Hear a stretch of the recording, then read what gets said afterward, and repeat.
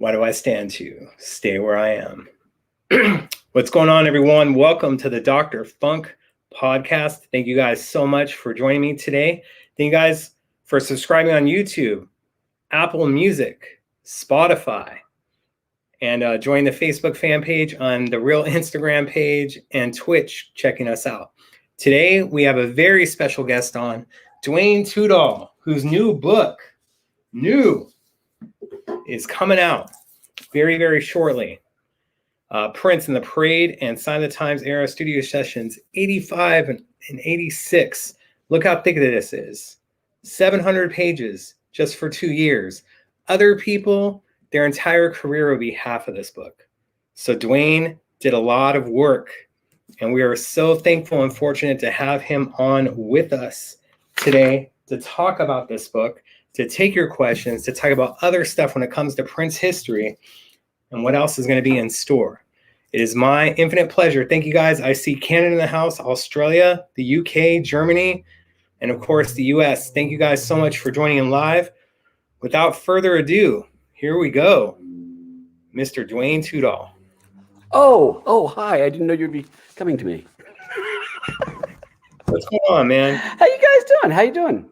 So you're probably reading your own book. Are you even finished with your own book with how big it is? It's what's funny is when I started writing this book, I get to the end. It's just 700 pages of content. I get to the end of it and I have to start over doing things. And I'm like, oh, I forgot about that. I forgot because there's so much to this. It's the first book had a lot. It's the first book of 500 pages. This is an extra, almost another half above it. So it's like, and again, like you said, it's only 2 years. And that's the crazy thing is when you think about it, this is 2 years of a guy's life. And there's other people that would write a full biography of somebody, of another artist, that's half that length, just that. So it's crazy that there's this. And there's still stuff I wish I could have gotten in, but it's 250,000 words. It's a heavy book. Do you have the other book? I was going to say, put it up next to the other book so they can see the difference in size. I don't have the other book next to me so they can see. We all know size matters. Exactly. Especially in books. Right. Yep, there it is. Look at that. That's huge. It's crazy. With this book carries, 500 plus pages, close to 83 and 84 only, which is a tremendous period in Prince's life. But a lot of people don't understand 85 and 86 was even bigger. It's the story is expanded. The first book, I'm always gonna be proud of it. My first book's my baby, but the second book is not only just him rising to be a superstar, but what happens, because you can't stay number one forever, and it's the things that you go through the next 2 years, and some of the music from the Sign of the Times, Parade, it's some of his best music for me, and so it was fun. And the storyline, you have the Purple Rain tour, the release of Around the World Day, Under the Cherry Moon, the Parade tour, the breakup of the family, the breakup of the revolution, the Madhouse, Jill Jones album, some of the Black albums, Sheila's second, Sheila's third, The Flesh. It's crazy how much this guy did, and you look at all that stuff would be a career for most people, and that's 2 years, and just the energy this guy has. If you start to read and understand in context where this stuff goes, it's just, I don't even know how to explain it other than you got to actually look at it and understand that this guy did not stop. He did not stop.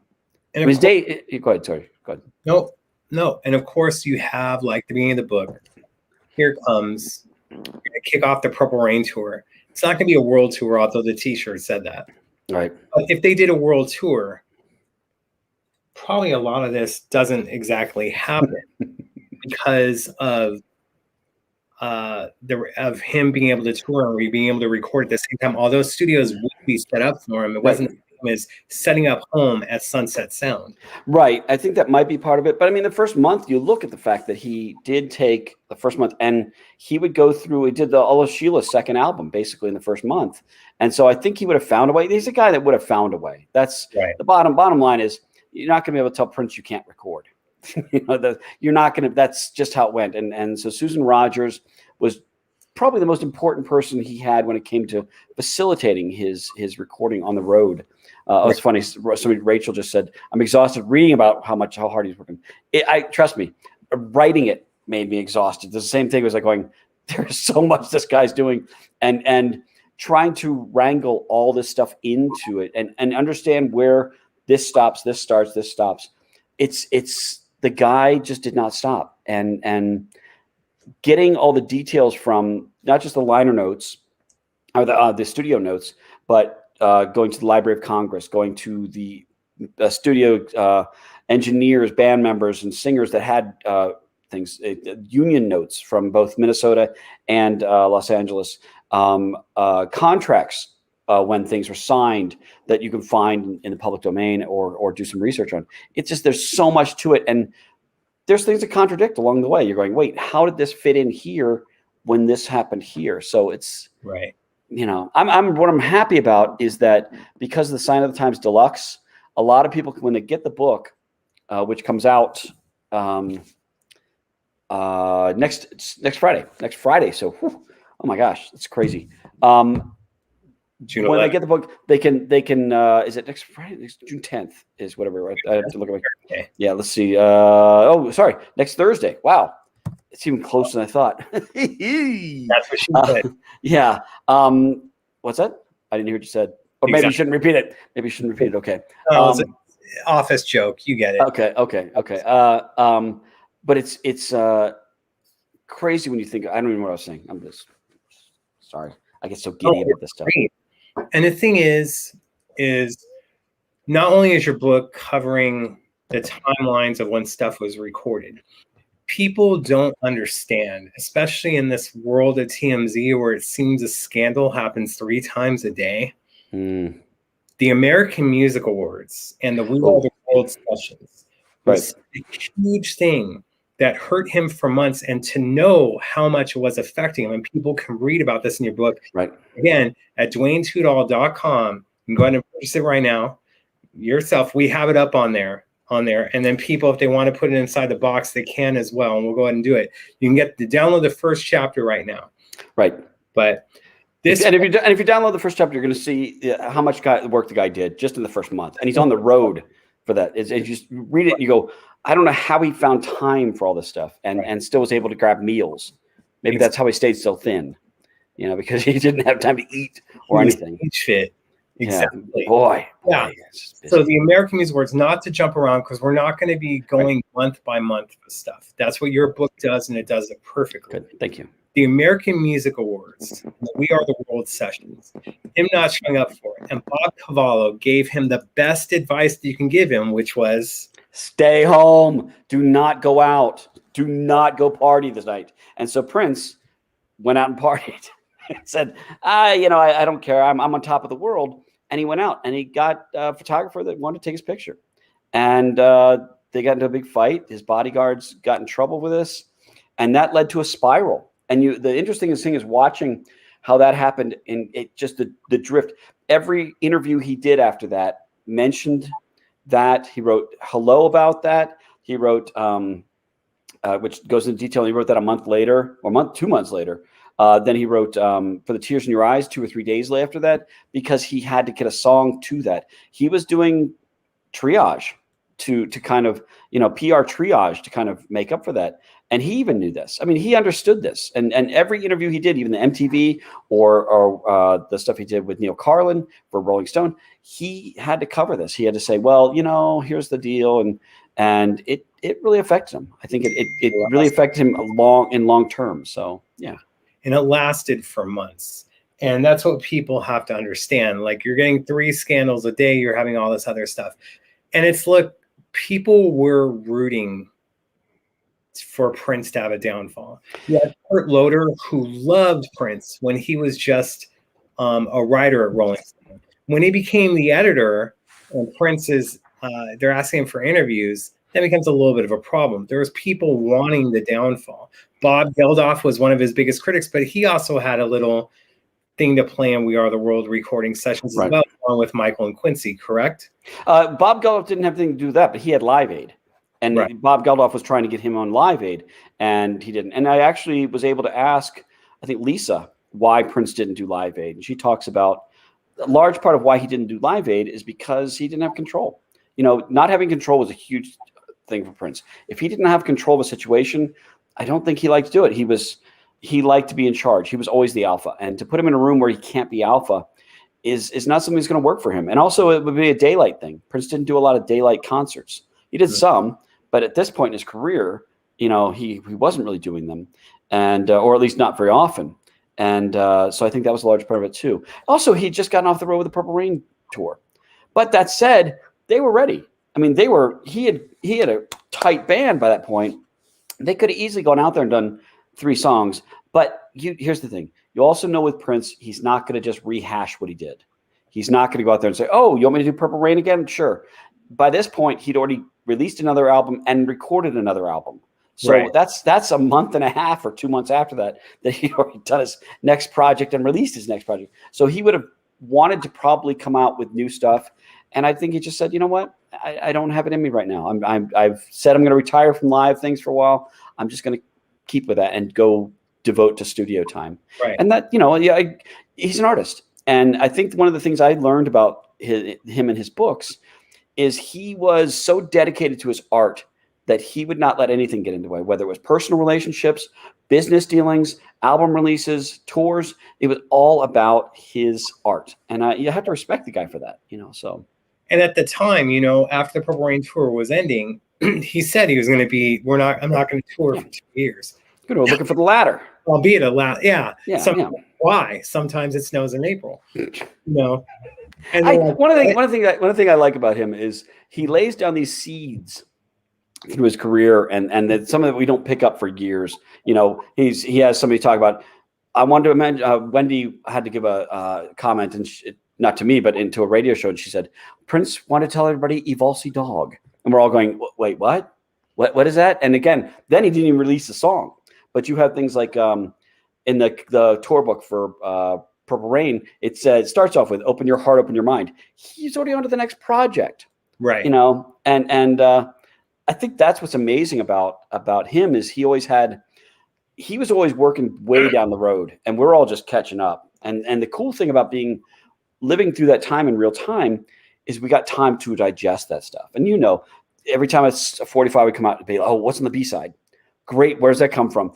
And then we'd say, oh, this would fit on Around the World Day or whatever. And you're going, oh, why didn't he put this on there? And then he comes out with For the Tears in Your Eyes. And then, whatever it is, and we hear rumors about another song. We're just like, there's always a feast. And I think that was one of the things that attracted me to Prince is there was always this gigantic table with this beautiful spread of music. And every year during that time, there was not only the stuff that we knew about, the stuff that we heard about or could hear on a B-side or a 12-inch, or they'd play live or going, I don't know what the name of that song is, but it's pretty catchy. During the Purple Rain tour, he played a lot of the songs from Around the World Day. But we didn't know what they were. We're just sitting there going, oh, okay, maybe that's an old song I don't know. Whatever it is, it's a guy just.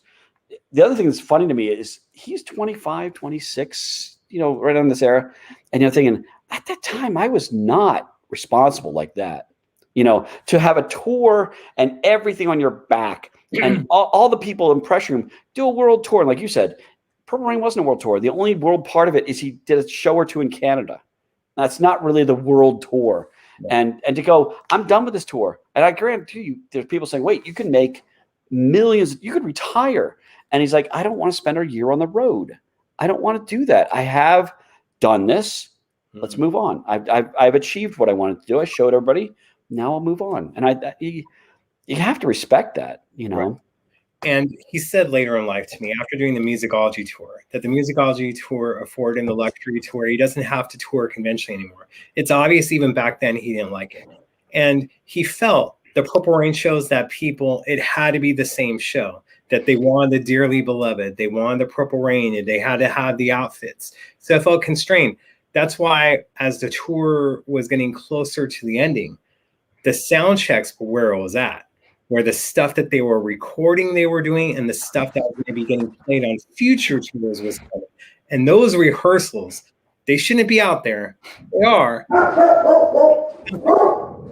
My dog loves these rehearsals too. Exactly. That was the rehearsal for La La La He He He. You're just hearing exactly. My dog. So those were where it's at. It was showing how great the revolution was, and it just showed how constraining the Purple Rain tour was for him and how much he wanted to move on already, as this book shows it. Right. And let's get into this as well, just to let people know, because yes, there was an expanded edition of the first book, and you guys should get this one, definitely. But it's because now Duane has ways that he can make sure almost 100%, let's say 99.9%, there's not going to be an expanded edition. I'll tell you right now. Let me be open and honest about this. This is what will happen probably is the paperback's going to come out eventually. If there's little tiny things I need to adjust, typos, or sometimes there's a fact or two that may have gotten incorrect. But when I release it, it's oftentimes it's the peer review time. I send it out and everybody goes, "Oh, wait, you forgot about this," or, this is, this comment or something like that needs to be adjusted. So I'll make those minor tweaks and like that. So it's not going to be anything major. I will likely add a small part of book 3 if that's working there by that point. My thought is I think book 3 is probably going to be 87, 88, possibly 87 to 89. I don't know which, but what I'll do is if I have something ready, I'll put it in there because I want to give people a reason to buy the paperback if they want the paperback. But you can wait a year and a half and get the paperback if you want, or you can go to the library and get it, when you want and read those pages. Damn it! Now. I'm hoping people get it now, obviously, but if you don't want to buy it, you want to wait. Some people say I'm waiting to see if he does the expanded. The reason why I did the expanded one before was because it was the first book, and once I did the first book, people were like, "Oh, they didn't." And a lot of people who were members of the Revolution, Bobby, I hadn't talked to for the first book. Once they saw the first book, they're like, "Oh, I get it. Okay, I understand now." Right. And they talked to me and added things to it, and that was great. And people I did interview would reach out to me and say, "Oh, you know what? There's more to that story," and they'll tell me more things. And I thought I could sit with it on my shelf, or I can give it to people and make sure they have access to this. But I think I can't write more than 700 pages on this stuff. But although it's funny, I think I mentioned before and other things. Is people are asking me to expand each one of these to 1,000 pages. If I did that, it would be way down the road. I'm in no rush to do that. I'm crushing my arms here with everything. And I want to get as many books out as I can before I even think about expanding something and these things take 2 or 3 years to write. Right. Will more facts come out? Yeah, of course. There's always been more things that people come out and say, "Oh, what about this 45 that was sent to Bernie Grunman?" You hope you got everything. 700 pages, you really hope you have everything. But there's always going to be things. I wasn't there. So now, we talked about when I had you on to promote the first book a few years ago. I was such a young man then. Yes. I see the facial hair is finally going. Look, I do have some gray. This is my writer gray. You can see in reverse. It's this. I don't sleep. Yeah. I don't eat. Well, obviously I eat, but I don't sleep. You didn't put the thinning filter I thought you were going to put on for me, so I'm very frustrated. On your side, you didn't get the package yet? No, I'm very frustrated. Very frustrated with this. No.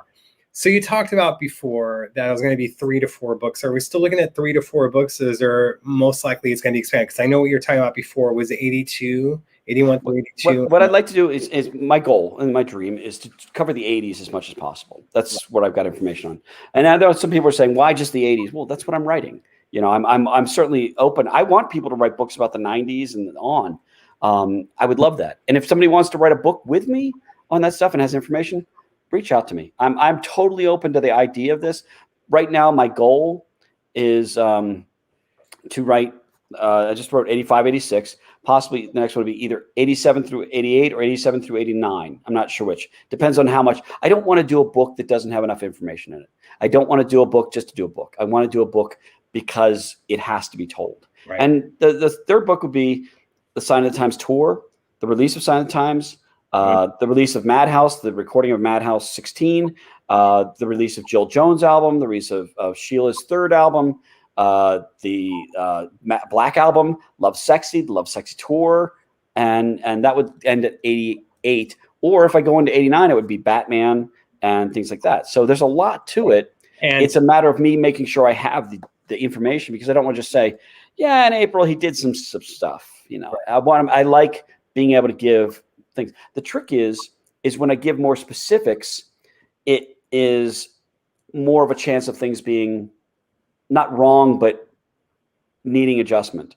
Right. If I'm saying he recorded on 3 songs in a day and he started this time and this time and this time, there's always the possibility that that had, so there's always the shuffle that Right. the more specific you get, the more chances of being wrong you are. Right. So when people write, yeah, over this 2-week period, he recorded 5 songs, that's very easy to do. But when you putting your neck out and saying, these dates are this date, it's you're opening yourself up to potentially being wrong. But that's the excitement. It's a tightrope, and you hope that everything fits. And it's like a Tetris game that all these pieces come together. So if you get to 1989, you can cover the Kim Basinger recording session because I'd love to. I would love to. I would love to just because of the rumors about what that was like. Right. The jar of honey or whatever they're talking about. So that's kind of intriguing. I don't think you're going to get Femi to talk about that though, because he was the one in the recording studio. But it's possible. And look, if you need a co-writer, if you twist my arm a little bit enough, and it comes to the 90s and stuff, just saying. Good to know. Good to know. Now, here's Femi. If Femi's out there, I knew Femi from years ago. I don't know where he is now, and I would love to find him again because he's a great guy. You know what? I was at Tower Records year 2000, and my friend Christopher Williams was working at Tower, and he goes, "Hey, man, what do you think of this new group, Soul Decision?" And I went, "Another boy group?" And then this guy goes, "Hey, man, I produced that. Like, that's my group." And it was freaking Femi. And he goes, "Oh, I'm Femi Gia." And I went, Femi Gia? I'm like, "Did you work with Prince and I Wish You Heaven remixes and other stuff and George Michael?" And he's like, "Yeah, that's me." And I went, "All right, I'll give it a listen." And I go, "I was blown away by your stuff. That's one of my favorite 12 inches ever." And that was a friendship for years, but he has kind of fallen off the past years. But I would love to get in touch with Femi because he's such an amazing person, and he has so many stories that a lot of people don't know. And when stuff wasn't getting out of Paisley, it's when he was kind of around at both of those times. In 1990, there was stuff that got out in 1991. But then when he came back in the mix in 2002, a lot of stuff wasn't getting out there. Right. No, if anybody knows of Femi, let me know because he was such a great guy. We did sit and talk. He used to live right down the street from where Sheila E. lived in Sherman Oaks. And really nice guy. I lost track of him. So I'm hoping an English guy, maybe he's gone back to London. I don't know, but I would love to find him. Somebody says Batman helped save Prince's career. It was. I guess it sold a lot, and it probably made him some money, and that made it so he could do certain things. I do felt that the album sold more for the Bat than the Man, for sure. I agree with that. There was a mega. Anybody who was around then remembers the big hype behind Batman. You could come out with anything. You come out with a combination sombrero, underwear, and it was still with a bat thing, and it would still sell. It was like they were. It was you could get anything sold. But that said, there's some good stuff on the Batman album. Right. And he performed at the China Club, a private show there before I think it was a night of the movie premiere actually. And of course he ended up buying the China Club a couple years later and turning it into Glam Slam. So just one of those things. That's true. I want to talk about the Flesh and other stuff. Yes, please do. We just mentioned Sheila because I want to get more into the Flesh. Okay.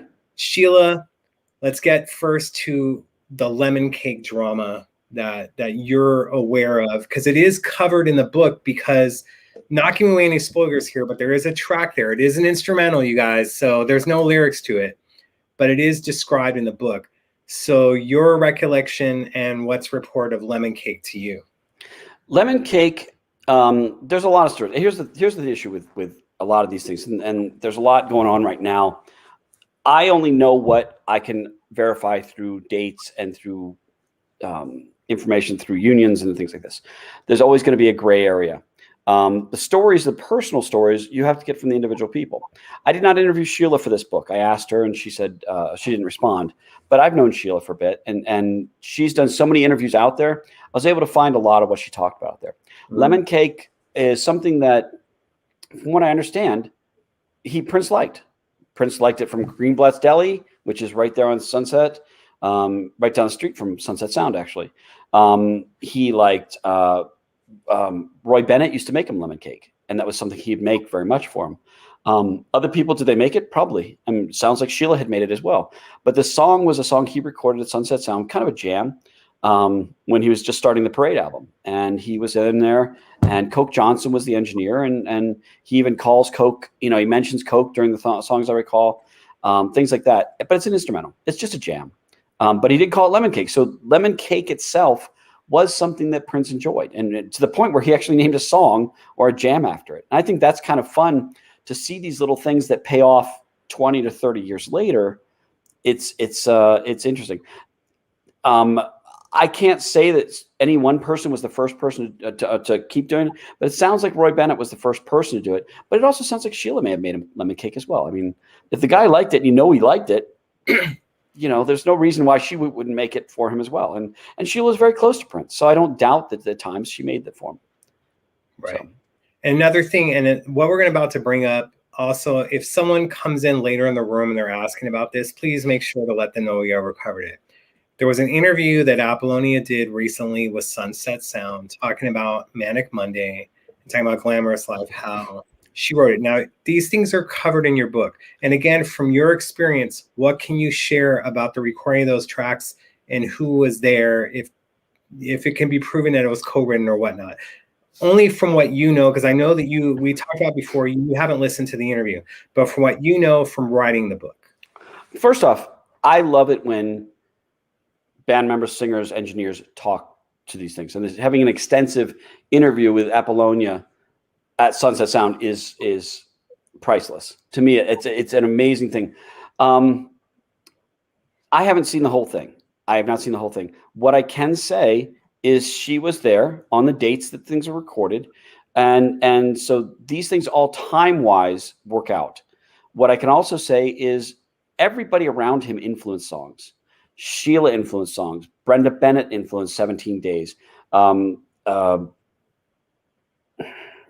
Melvoin, tons of songs. Wendy and Lisa, tons of songs. It's not far-fetched at all to think that Apollonia gave him ideas. Happy Birthday, Mr. Christian is a perfect example of this. That's a song. That's a story based on that's a song based on a story that she gave him. It was a story about a teacher that she had when she was in school, when she was younger. So it's not far-fetched to think that she or anybody else gave him phrases, gave him a joke, gave him an idea, and was involved. I don't know it's undeniable that happened all through his career. Could Prince record all this stuff by himself? Yeah, of course. Could he write everything by himself? Yeah, of course. But if you're doing 3 songs in a day, you're going to have to feed the animal sometimes. You're going to have to feed this beast and have other influences coming in. Either, like I said, whether it's a joke somebody told or just a conversation. I mean, Starfish and Coffee is based on Susanna Melvoin telling him a story about when she was young. That's how it is. When you're an artist like that, you're going to always be finding muses and influences and people talking about things. I don't think anybody's ever said they came in and they gave him that song, but the idea of her influencing Manic Monday, yeah, that makes total sense to me. If she's making jokes with them, when you're sitting there talking to somebody, I'll give you a great example. I did stand-up comedy for a long time. I would sit around with my friends and we'd make jokes, and the jokes would pile and pile and pile. We weren't keeping track of who made the best joke. It was trying to get the best series of jokes. And that's what we did. And I didn't keep track of where the joke that was the best came in. It was like, I'll top you with that. I'll top you with that. It's the idea that Prince wasn't influenced is kind of, silly. Of course he was. Whether it was influenced by Sly or influenced by Carlos Santana or influenced by anybody, he's going to have that. Andre Simone influenced him. Morris Day, Jesse Johnson, all these people influenced him. And so when people start getting Apollonia crap about this, it makes me kind of confused because I don't know what she wrote or anything like that. What I can say is she was there. And if you're there in the room, you have a lot more say in what's happening. Again, Prince could do all this stuff himself. I'm not going to take anything away from that. This is a guy that was different than anybody else out there. It's just the people around him did have an influence. I mean, that's the bottom line. And I feel kind of bad that kind of gets laughed off. because I think that there's a lot of people, and Sheila had a lot of things. She would suggest things, or they'd be talking, and all of a sudden it would turn into a song. You look at Sister Fate and things like that. That's the story of them. I mean, really many ways, people say that you and I are going down, those kind of things that these are based on conversations. Bedtime stories are based on a conversation he probably had with either Sheila or Devin DeVasquez. This is right. Prince put a lot of himself into his music, but a lot of his conversations and stuff like that also ended up in his music. So I would say that it would not be shocking to me at all, whoever's saying they had this stuff. And right now people are saying, well, people are just trying to stake their claim on what he did. Of course, wouldn't you? If you were in the room with Prince and you gave him an idea or a word or a lyric, wouldn't you be like, oh, I was there. I remember that. I mentioned that to him. Of course. I mean, it's Prince. Of course I'd be telling everybody with it. The fact that I don't know if I'd be able to shut up about it. So I think it's kind of cool when people talk about, I was there, I influenced this. Does it make the song any less better? No. Or less good? No. To me, right. It knowing all the things that were involved with a song kind of make it more special to me. I like going back and listening to things after I've talked to or read about Wendy and Lisa talking about, right. Oh, we added this poem, or we added this instrument, or, and we brought that to him. He's like, yeah, that's great. I don't think any of them sat down with him for the most part and said, okay, here's the line I was thinking. But to have come up with a story or a phrase or something like that, absolutely. I think that could have happened easily. Right. So, I mean, but I said, I haven't heard the whole interview, so I can't say specifically, but it would not surprise me at all if people had influence in him. Right. They're saying mostly that she co-wrote it like 50%, but since you haven't seen the interview, that's something we won't get into too much. He would take my ideas all the time. Like I would have a t-shirt made just to show, and it was actually the Prince and Apollonia, that this could be us, but you playing the meme. He had someone redesign it to make it black and white and put it up as a meme. And I took the meme and put it on my shirt. And the next tour stop 3 weeks later, he's selling the shirt. Now, that's like what Dave Chappelle said. It's Jedi mind tricks. Am I supposed to go after him for me wearing him on my shirt than him taking the idea? No. Now, another thing that I want to get onto, and what I love, because I love to have Sheila on my show, and I love Sheila because this way there isn't this fight going on. If she would talk to myself or even you for the book, that more stuff would be clear, so you're not hearing one side of stuff. So if people are upset, we need Sheila. Like I said, I'd love to have her on my show. I'd love her to be part of your book because her story is important. Absolutely. I want to make sure I explain something else. There are times in my books that there's contradictions, where one person says something in the first book, Sheila said something, and Jesse says another thing. I put them both in there because I wasn't there. I have people that get upset that I use the quotes from the people that were there too often. And I think it's kind of a funny thing because who else is going to know what happened other than the people that were in the room? You use as many quotes by Prince as you can, but you have to rely on the people that were there. I have been on several things where I'm like, I did one of my first jobs in Los Angeles. I happened to be lucky to work in as a runner. A runner is a person that delivers contracts and things like this. And one of the first gigs I ever had to do, I was delivering a contract to somebody's house. And I'm not trying to drop names here, but this is part of the story. I was dropping a contract off to Sammy Davis Jr.'s house. And the company I was working for said, can you come in? We're doing a rehearsal with Sammy Davis Jr., Frank Sinatra, and Dean Martin. And I'm like, okay. And so I was in there, and the only reason because one of them wouldn't wear a microphone.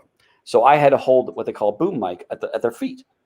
Literally, they're sitting on the couch, Frank, Sammy, Dean, and I'm on the floor with a boom mic pointing at them. I get to hear things. Now, I didn't influence what they're talking about, but I get to hear things and see things that nobody else could know. And everybody else that wasn't in the room would be just speculating. But I could say, this is what happened with this is what happened with that. So I knew some things. I've never talked much about it, but people that are in the room are privy to information and situations. And so you sit there going, okay, how does that happen? Well, the people that were there know more than I do. And so I kind of have to take their word as much as I can, as long as it doesn't contradict with the dates I've learned from other things. And if it does, I go back to them and say, wait a second, it looks like this might have happened in at the end of, I'll give a great example. What song was it? The Ladder.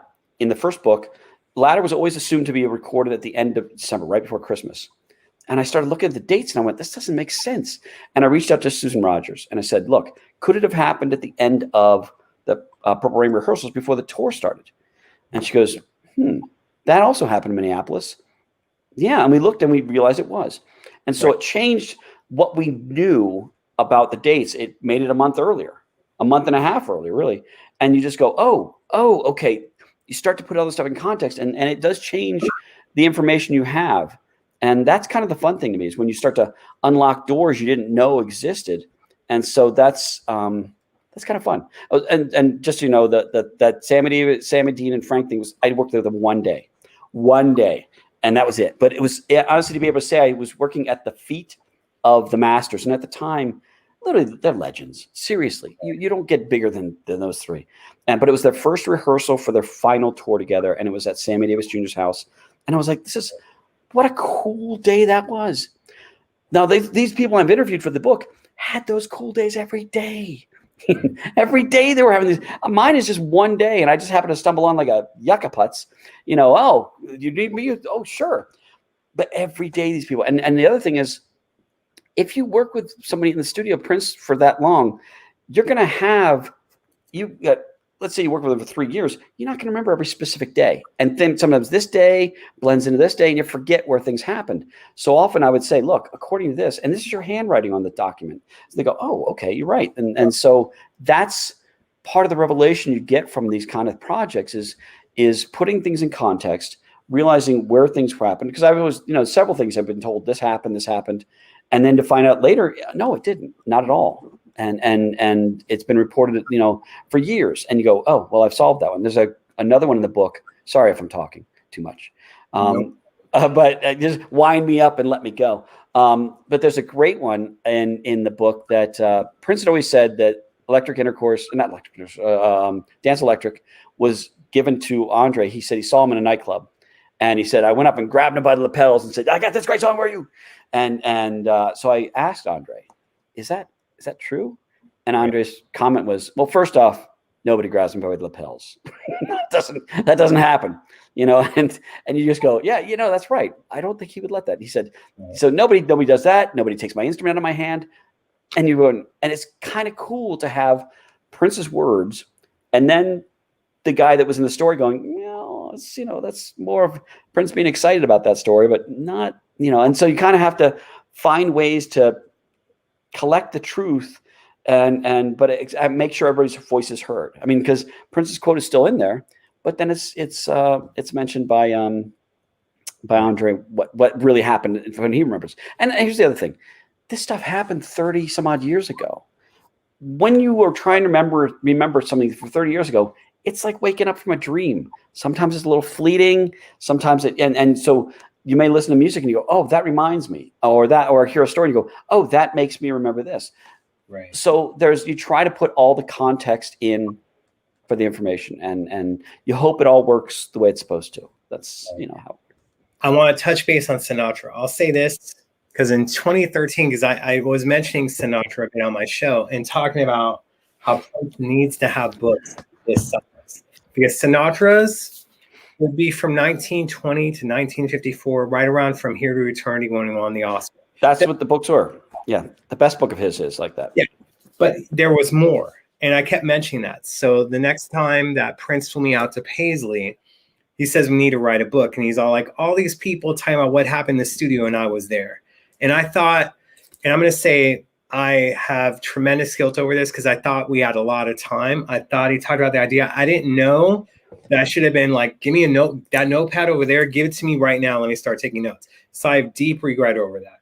Now, that's my whole thing with it. Now, let me bring in with Sinatra, because Wally would talk about how Prince would like watch old movies and get inspired by stuff. And I know that he would say Sinatra as his dad's stuff. But get this, okay?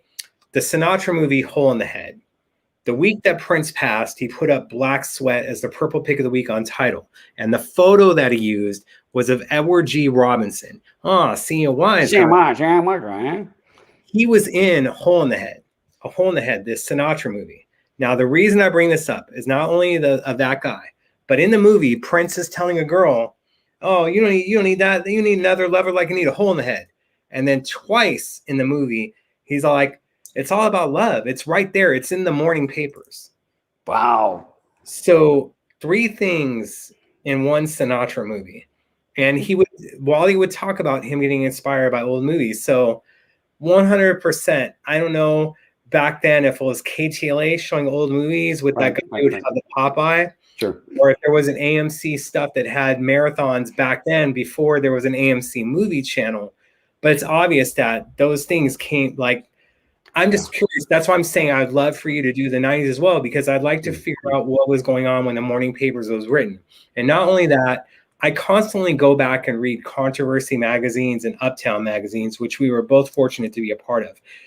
When I go there every 2 years. There was a track in 1987 that Controversy report on. They had it in early 88, so it means in 87 it was recorded, called Hot Summer. Right. We have Welcome to America coming out, and of course, in 2010 there was Hot Summer, but we don't know yet if that is the same version that existed from 1987. Or do you know something that I don't know that one. Sorry, okay. That one. It'd be it's interesting, but you'd flexed your Los Angeles muscle with saying the KTLA thing. KTLA, for anybody who doesn't understand, is a local station in Los Angeles that would show this kind of stuff. But then you said Popeye cartoons, made me laugh. Did you know what I'm talking about? Yes, of course. I'm looking at some of the notes. Arlene, he was listening all the time. Prince was constantly listening. If you're going to be putting out, you've got to be taking in. And that's whether it was somebody making a joke like in Vicky Waiting, there's the joke there. Somebody, would tell this, or nicknames for people or whatever it was. He was constantly listening, constantly finding something. But that's part of what a musician does, is they're listening to everything around them. His jams were about him listening, but his band's also listening to him, and that way that worked together. And there's another question for you from John. Sorry. What's that? I'm sorry. What does it say? Prince kept flying to LA to work at Sunset even after he got his full studio at his house. Wow, the hustle. Prince was always hustling. Yes, exactly. I think that Prince got bored in any one location after a while, for one. Second off, no matter what he had in Minneapolis, Sunset Sound is a professional recording studio. And once he had Paisley, he stopped doing that as much. Paisley was basically him trying to make Sunset Sound in Minneapolis. He had the same designers do things that would create that same place. There's also business meetings. Los Angeles, where the lawyers were. It's where Paisley Park Records was based. All this stuff was there. It's where Warner Brothers was. It's also California. Minneapolis gets cold. And we loved Chanhazy, but at that time, there was nothing. Cow fields. No Perkins, no Target. No, exactly. Yeah. So you got to understand, and that's when he had Paisley Park. But even before that, he didn't have the place that Los Angeles. And Los Angeles is a fun place. If you're a young guy, I would go to Los Angeles, especially if you have access to it. Yeah, sure, of course you go back and forth. And also there's probably ladies he'd like to see there, or friends, or whatever it was. There's bound to have been things in Los Angeles is a big hub. Minneapolis is a small hub. I get it. You recharge your batteries there, but it's fun to go out to a nightclub in Los Angeles when you're that age. It's fun to do this stuff and to also be connected with the vibe of the day. You go out there, you're meeting other celebrities, you're going to parties, you're doing this stuff. Makes total sense that you pop back and forth. If I could pop back and forth all the time, I would too. So, and he did. He had, I don't know if you know this, he had a little money, and he could do that kind of stuff. So the things Prince did were not what we could do. He had access to things and ideas and abilities to travel in ways that we Plus, did you see Devin DeVasquez in 85, 86, how she looked? Anyway. There you are. And just so you know, Devin DeVasquez, if those who don't know, was a playmate, a Playboy bunny, and he was kind of seeing her for a little bit. And so she tells her story in the book about how she influenced certain songs, whether it's, Bedtime Story or Adore or things like that, and tells her story and how they relate to his lyrics. And again, that's a great example of people that are around him influencing him. And I'm not trying to psychoanalyze somebody for the lyrics. I'm just pointing out what I see and what might be the possibility and what people who were there tell me. Sometimes you go, oh, wait, he's talking about this and he does this. Like you said, movies he sees, things he hears in a movie. Guy was a sponge. And I think that's you can't not be a sponge and do the amount of work he did. But sometimes the sponge has to absorb. Sometimes the sponge has to be wrung out. Isn't And it when amazing though? Like he would go to a movie. All right, I need some time off, and then he'd see a movie like, all right, I gotta get back in there. right. 5 songs. That's the crazy thing is this guy was, even when he was on vacation, was never not working. He was always processing things, filing it in his head, filing it in a notebook. That's how it works with something like that. If you're recording for all the projects he did in the first book, I'm sorry if I talk so fast. I get so excited about this stuff. In the first book, in 84, the beginning of the first book, he recorded stuff for the Time Ice Cream Castle, the entire Apollonia 6 album, basically. The rest of Purple Rain, which is 2 songs remaining from that. The Family album, stuff for all these different bands. Stevie, all this within 5-6 months, and that's several albums of stuff in a few months. Nobody does that, and to make his own competition, that's crazy. What kind of knucklehead makes his own competition that might keep him out of number one? It upped his game, but man, that's a guy that. Yes. Yeah. Thank you, Andre, for saying I'm doing fine. Thank you. I was worried. Now here's the thing. All right, get this. So I believe that Devin DeVasquez lived in North Hollywood at that time when that stuff was going on. I would say Vantage Avenue. I'm not the reason I don't know. The reason I'll say that is that I lived at a group home on that street when I was around 16. And then there was this desk in the garage. And I went, well, I want this desk in my bedroom. So I went through the desk. There was a bunch of crap in it. There was a Prince pin from the Dirty Mind era that said Prince, and it was just like the Rude Boy thing. But here's another thing. There was a Playboy coin on there, the Playboy symbol. It was a token because I believe at that time they had the things at the Playboy Mansion and said, this coin exclusively made for, and then in the middle of it, it said Prince. And I have that coin. Wow. The Playboy symbol and all this stuff. I just wonder how the heck that came in my possession. Wow, that's crazy. I've never actually seen a Playboy magazine, but I've heard there's articles and stuff like that. They are actually really good articles. An ex-girlfriend got mad at me because I had a Playboy collection from 1965 through 2007. No more, only the celebrity issues. But then she read a few after getting mad at me, and she's like, "You're right. There are really good articles." I'll tell you something. I remember Jimmy Carter did an interview with them years. I read that. My dad let me read that, and I of course did not look at any of the pages. I can't say the same. Very, very, very sure I didn't. So no, I think of Devin DeVasquez is a real sweet person and was very open about what was going on at the time. And I try not in the book, I really try not to talk about rumors or innuendo or dirty laundry. My thought is if this is something that happened that influenced the music, that's something. But I don't want to have it just be a bunch of stories about, him being a jerk. Yeah, of course, sometimes he was kind of a brat. That happens. But how did that influence the music or the band together? That's important to me. I want to see it in a historical context. I don't want to read, but I like Prince. I want to do something out of respectful. If I've read books that are gone, yeah, that's I don't want to read that. I've read books about some people and going, you know what? This is their business. I don't really want to get into that. If it affects the music and the what I like about the stuff, I am curious. I want to know. I like going back to the music after I've read about it and going, oh, that's kind of cool. Right. That's fun to me. And I think that most people are like that. I don't want to get into his bedroom. I don't, that what he did in his bedroom was his own thing. But what he did in the studio is what he presented to us as fans. The music is what he gave us. If we can understand the music better, we understand him better. And I think that there's something about putting his life in context with his music and the lyrics that makes the music that much more profound. And anything I can do to make people look into his music again or seek out music they may have missed or dust off their old album and take a listen to it, I love doing that. And it's a small thing I do, but it's kind of cool to know that people are going back and going, oh my God, I've never heard that part of the song. Now I listen to it and go, oh, now I can't not hear that part. And that's fun to me. Now, let me ask you this, because every time I would try to credit Susanna with being the inspiration for a song. Mm-hmm. I got a text from whoever was Prince's manager at the time.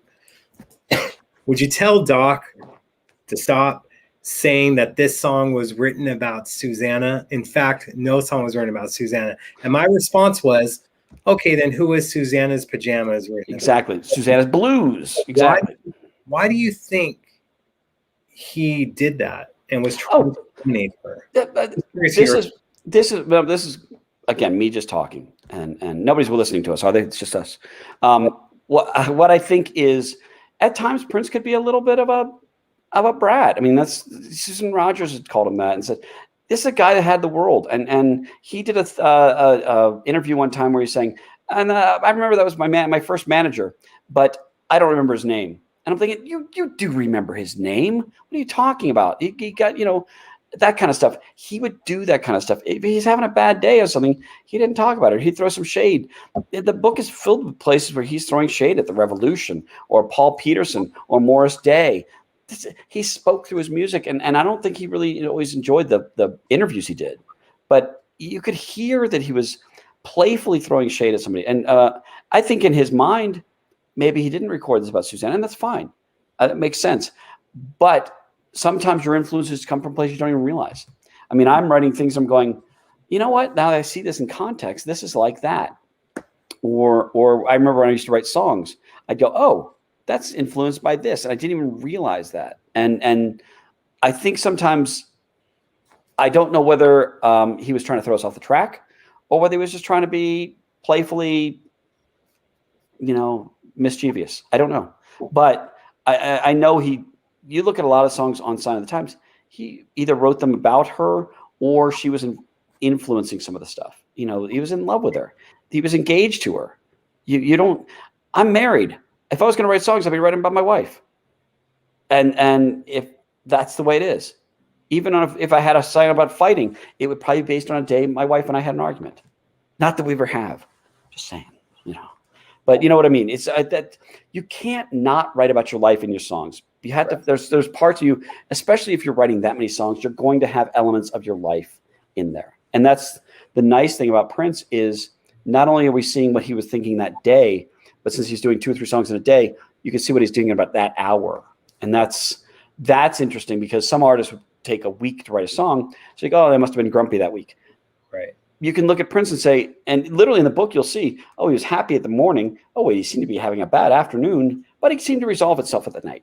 And that's kind of fun to look at that. And that's human, very human. And I think the other thing is hearing about what he did humanizes him because we got the image of what he was, which was, yeah, Tim, that's right. The Larry King interview. Thank you. We got the image of what he wanted us to see. But his lyrics revealed things that he may not have really intended for us to see and recognize. And I think that's part of the fun of being able to look at things in context and through what the people who were around him said. There's a great story about Splash in there where I'll give it away. I don't care. He was. I know, but I don't care.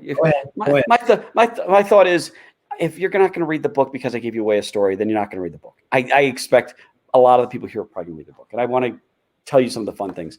But in the song Splash, he was one of the lyrics is wintergreen something, and he realized Susan Rogers realized, hey, I have wintergreen mints in my purse. You looked in my purse, and then you hear Wendy saying, yeah, that's something that Prince would do. You would be doing that, looking through a person's notebook, like Jill says, or things like this. And then I think Lisa says, yeah, we were trying to sing it. We were singing it like as a gum commercial. And he's like, shut up and just do the song right. And I think that, to me, is the fun thing when you realize these people had personalities that they loved each other and they enjoyed each other and they laughed and they gave each other crap. And that this is the stuff you don't see. We were told that, according to the movie Purple Rain, the girls never got along with Prince. They always had this conflict. And that's not true. They loved each other. They loved each other dearly. And when you hear one of them saying, yeah, I got mad at him. Well, you get mad at family members. I get mad at friends. I get mad at I had ex-girlfriends that I used to get mad at, but you're still close. And that's how it works. And I think that understanding that it wasn't just somebody saying one thing, this is the whole story. There's gonna be good days, there's gonna be bad days, there's gonna be fantastic days, and there's gonna be days going, I have no idea what's gonna happen. That's just life, man. So now, speaking of the revolution, so here we are. When we were younger, or these other things, we didn't exactly know why they broke up. And now this book gives a very detailed story. And what I was talking about before, and why I believe that kind of happened like this, is like you had Vanity leave and he had no control over that. And he had Morris leave before they could, if they want to do a triple threat tour with Apollonia, that wasn't on the table because Morris already left at the time. And then you have Paul leave the family. Now you have three people. I think he was already pissed after Vanity, and now he was going to control it, and do you feel the same way? And that's why with the revolution, when I think more money or stuff, he was ending it before they had a chance in his mind, and maybe have ended it prematurely for that. I think so. I think there's any relationship breaks up, there's going to be 1,000 reasons, period. You don't just say that one day was the only reason we've ever fought, I'm done. Mm-hmm. Financial issues, spending time with somebody altogether. But you're right. You have a series of people that are leaving you without, he didn't break up the time. Time broke up because Morris left and Jesse left. The family broke up because Paul left. Vanity 6 broke up because Vanity left. That's just out of Prince's influence. And even if you try to get Morris back or try to get Paul back, it just didn't happen.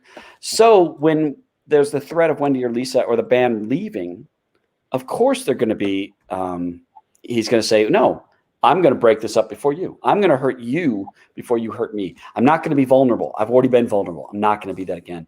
And it's a natural evolution, the evolution of the revolution.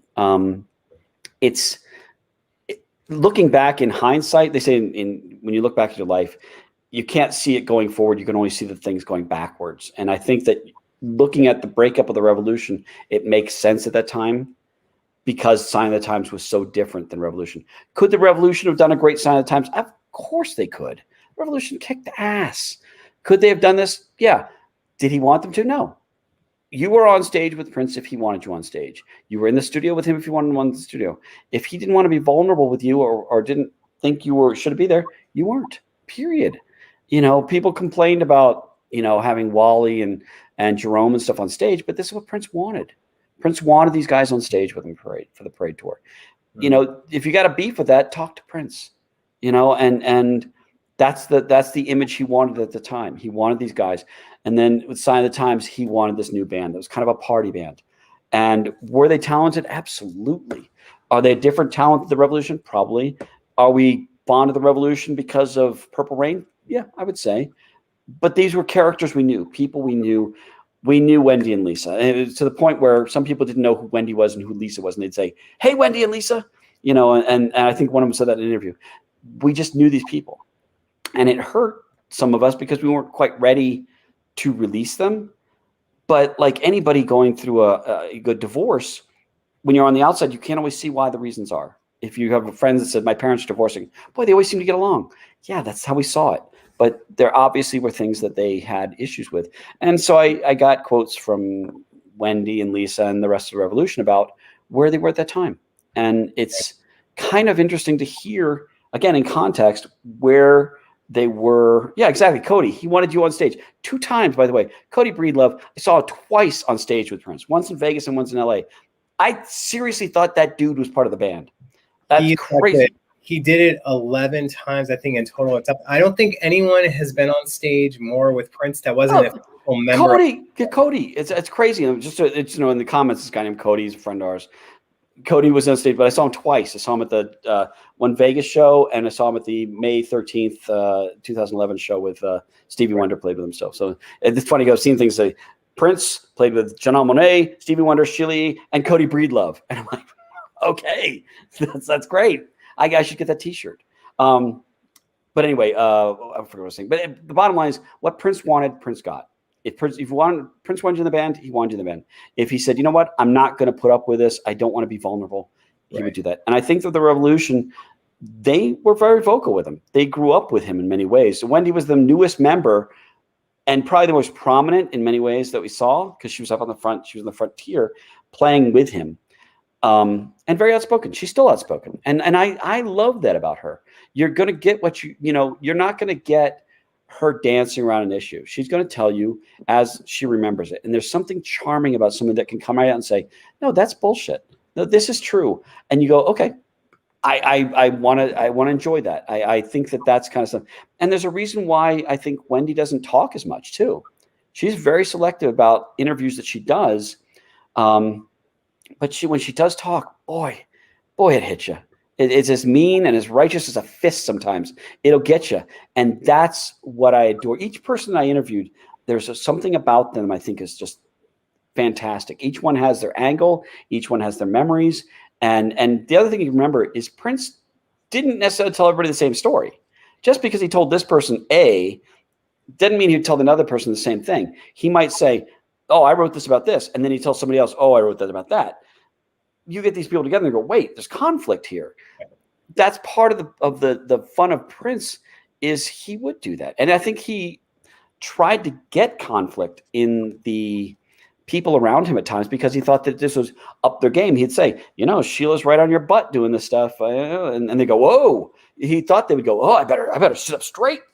And I think that sometimes that's influential and sometimes it works against you. But I think that's how he looked at Michael Jackson. Oh, shoot. I got to make sure I do this better. But at the same time, he would do that to the people around him. So-and-so worked 36 hours the other day. I don't know if you're going to do that, and pit people against each other. Yeah. And I think that it's something we didn't always see, but hearing firsthand about what they went through and what they did is really helpful to understand in context.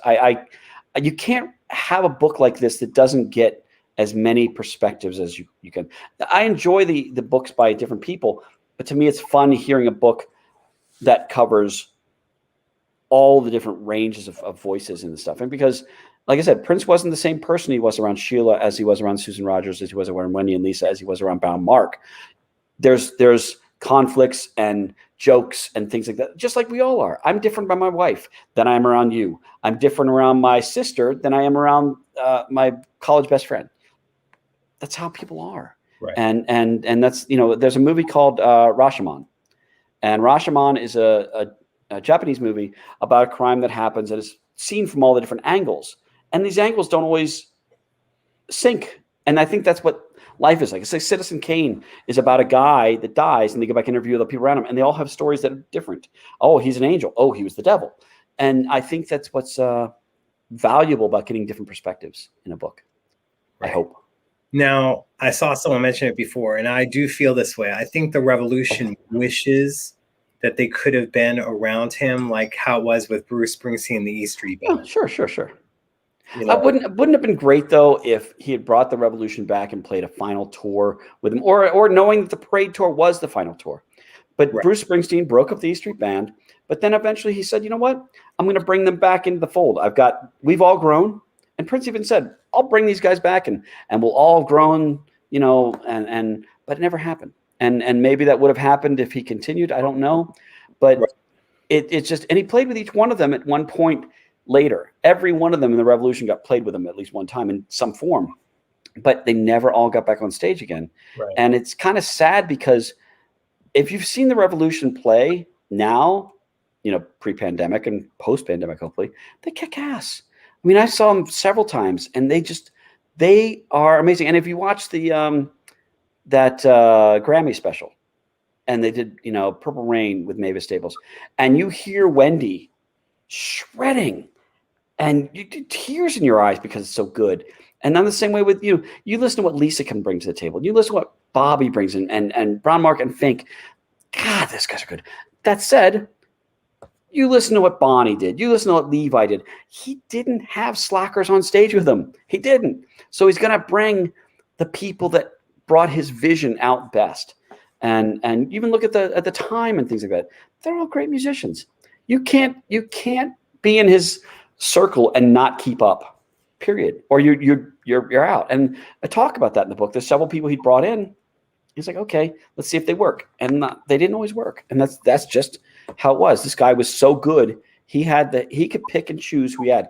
And you join his band, you're not going to leave his band. You're going to be better when you leave his band, because he's going to drill. This is how you do it. And what a lesson, for anybody in music. So.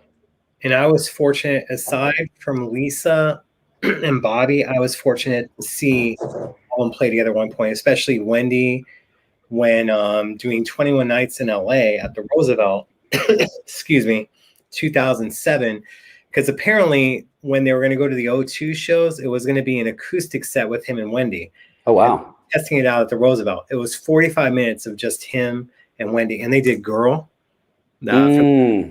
Hey, can you give me a minute? I want to talk about this girl, and went straight into it. I mean, the set list was absolutely ridiculous of what they did.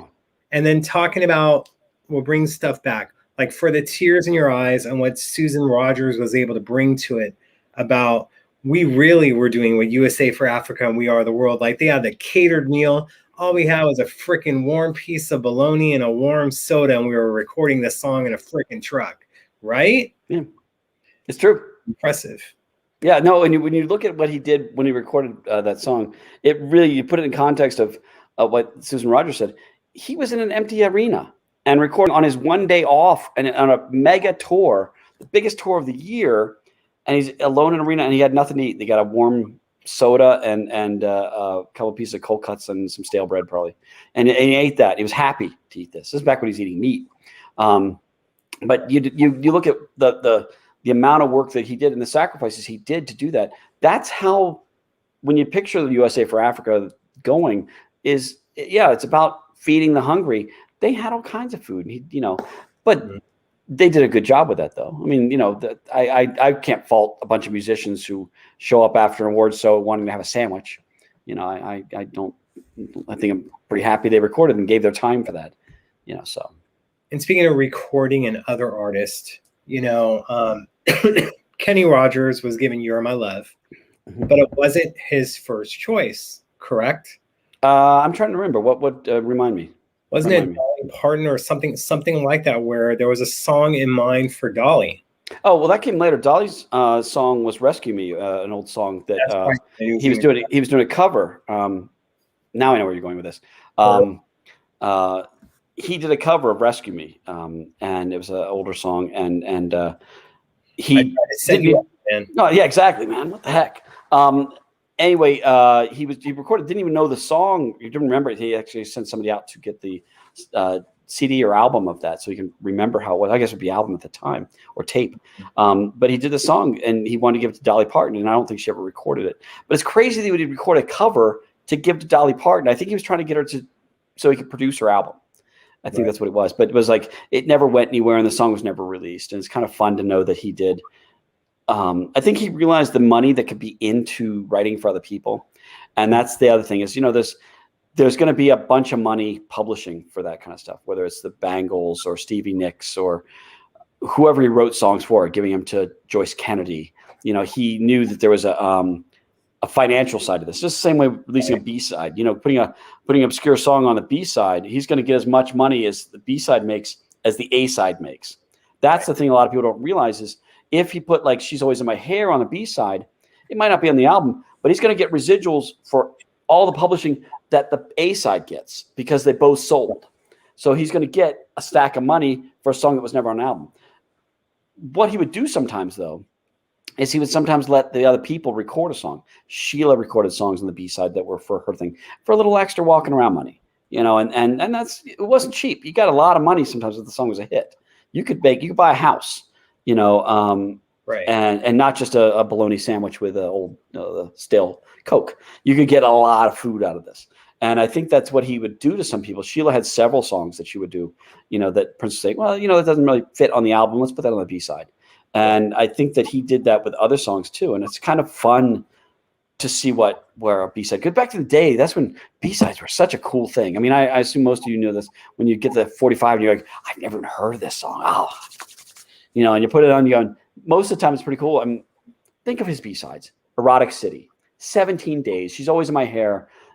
Alexa to Paris. Yeah, there's songs on these things that are as good as most people's albums, and they're just like, Throw away.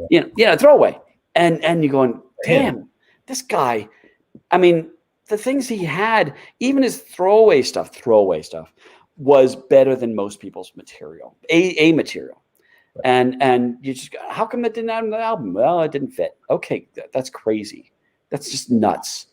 So maybe if he would have gave Dolly Parton Sugar Walls or Emotional Pump. Yeah, those would be great. I think she would do very well with those. It's funny. I like Joni Mitchell, but Emotional Pump is not a Joni Mitchell song. And yet he thought that this would be a good Joni Mitchell song. And you're going, oh. And even she goes, no. And it's fun to hear Joni Mitchell talking about that, because she, I didn't interview her personally, but I found her talking about this stuff, and her talking about that, going, well, that doesn't really sound like something I would record. That's going to be a hit for somebody else, not me. Yeah. And I love hearing from the people that were there.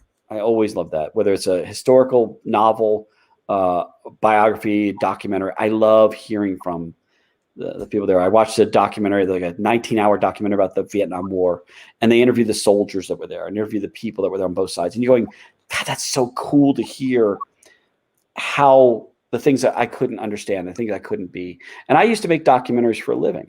So when I do a book like this, I'm thinking in terms of how to structure the story and how to have the different voices telling the story and how little I want to be in the book. I don't want my words in the book as much as possible. I want my shuffling and stuff like this to be there, but I don't need to have me saying things. I'd rather have paragraph to paragraph to paragraph of people saying what happened as opposed to me, throwing a couple words in there.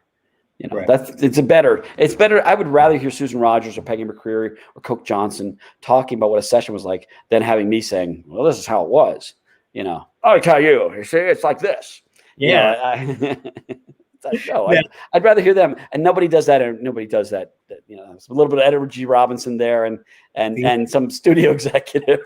Yeah, see, this is how I do the stuff. And Prince was so smart, especially the Kenny Rogers stuff, because at that time, not a lot of people know, but Jeffrey Osborne and other people were writing Kenny's and Dolly's and other songs. Other country songs were being written by R&B artists.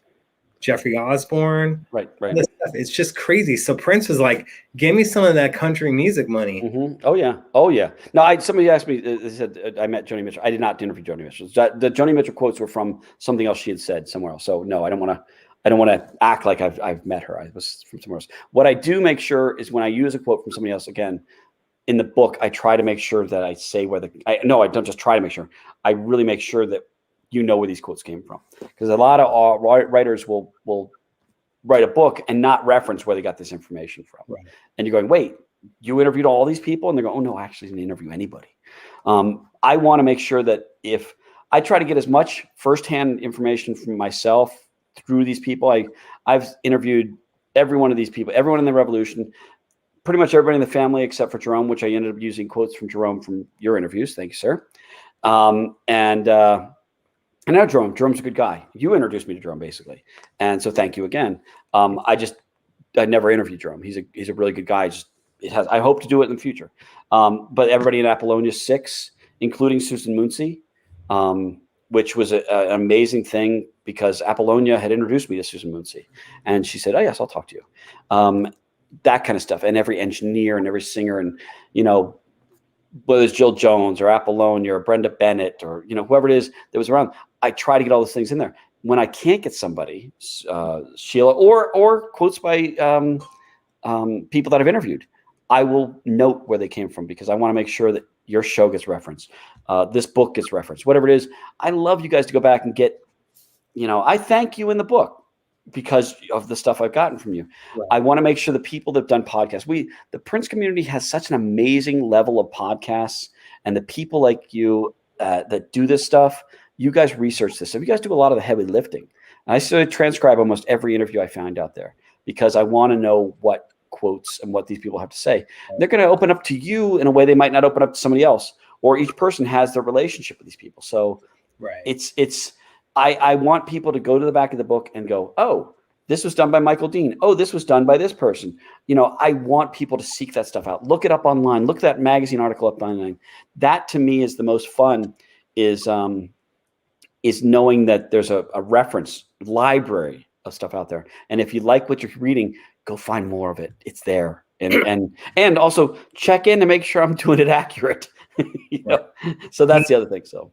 Dean, myself, D'Angela, a bunch of us are, absolutely help with putting this book together. Now to go on to something else that I want to talk about, because every time I'm in my car and I have someone there with me, it isn't all the time. When it comes on, regardless of what song it is, whether it's You Gotta Shake Something or James White and the Blacks or stuff like this, The Flash. Let's talk. Who was that? Because I personally feel what I would love, and this is not, I'm just putting it out there in the universe. I would love for this eventually one day to get a standalone release, because as I said, these are people that are casual fans going, what the heck is this? Oh yeah. This is badass. Right. Oh yeah. Let's talk about the Flesh is an amazing project because he did some covers. He did a Hendrix cover in there for Villanova Junction. Did a bunch of other stuff. Did some of his own songs. It was a jam, and the jam was with him and Sheila and Levi and Eric Leeds and sometimes Wendy and Lisa and sometimes Jonathan Melvoin. Bunch of different, and it was, the cool thing about the jam is Eric talks about this. First off, Eric Leeds is amazing. I will tell you, the interviews, if you ever find interviews with him, soak that up like a biscuit, because this stuff is great. He will talk about dates and sessions and the things and the nice thing about Eric is he's not going to slobber love all over something, because he will say, I didn't like that song, or I didn't like that project, but here's the details about it. And you got to respect that, man. And I love that about him. But he and those guys were just jamming and then he said to Eric, put this together as an album, The Flesh. And so he did. He would put that together, and I document the dates that he's in the studio putting this stuff together. How fun is that to hear the guy that Prince said, put this album together, and then it never came out. And I would love to hear that come out. That could come out with either by itself or as part of a Madhouse package. It would be, because Madhouse was really, it's like The Flesh kind of set up Madhouse a little bit. But I think what the deal was is The Flesh was so loose. He said, I can control this a little bit more with Madhouse doing this tight jazz thing with just me and Eric. And so all the instrumental stuff in that period are great to me. I love The Family, because you got Yes, and you got that kind of stuff. So you have even precursors to Madhouse with some stuff on the Family album. Right. He had so much to say on so many levels. The Flesh, one of the things that's interesting in this, and I've said this before, I feel bad when people see my interviews more than once, because I don't want to be repeating myself too much. But what was cool, hey Violet, one of the cool things about this is The Flesh was kind of a audition for several people. You look at that, it was recorded the late 85, early 86. Like I said, Eric, Sheila, Levi, Wendy, Lisa. By the end of the year, Wendy and Lisa were gone.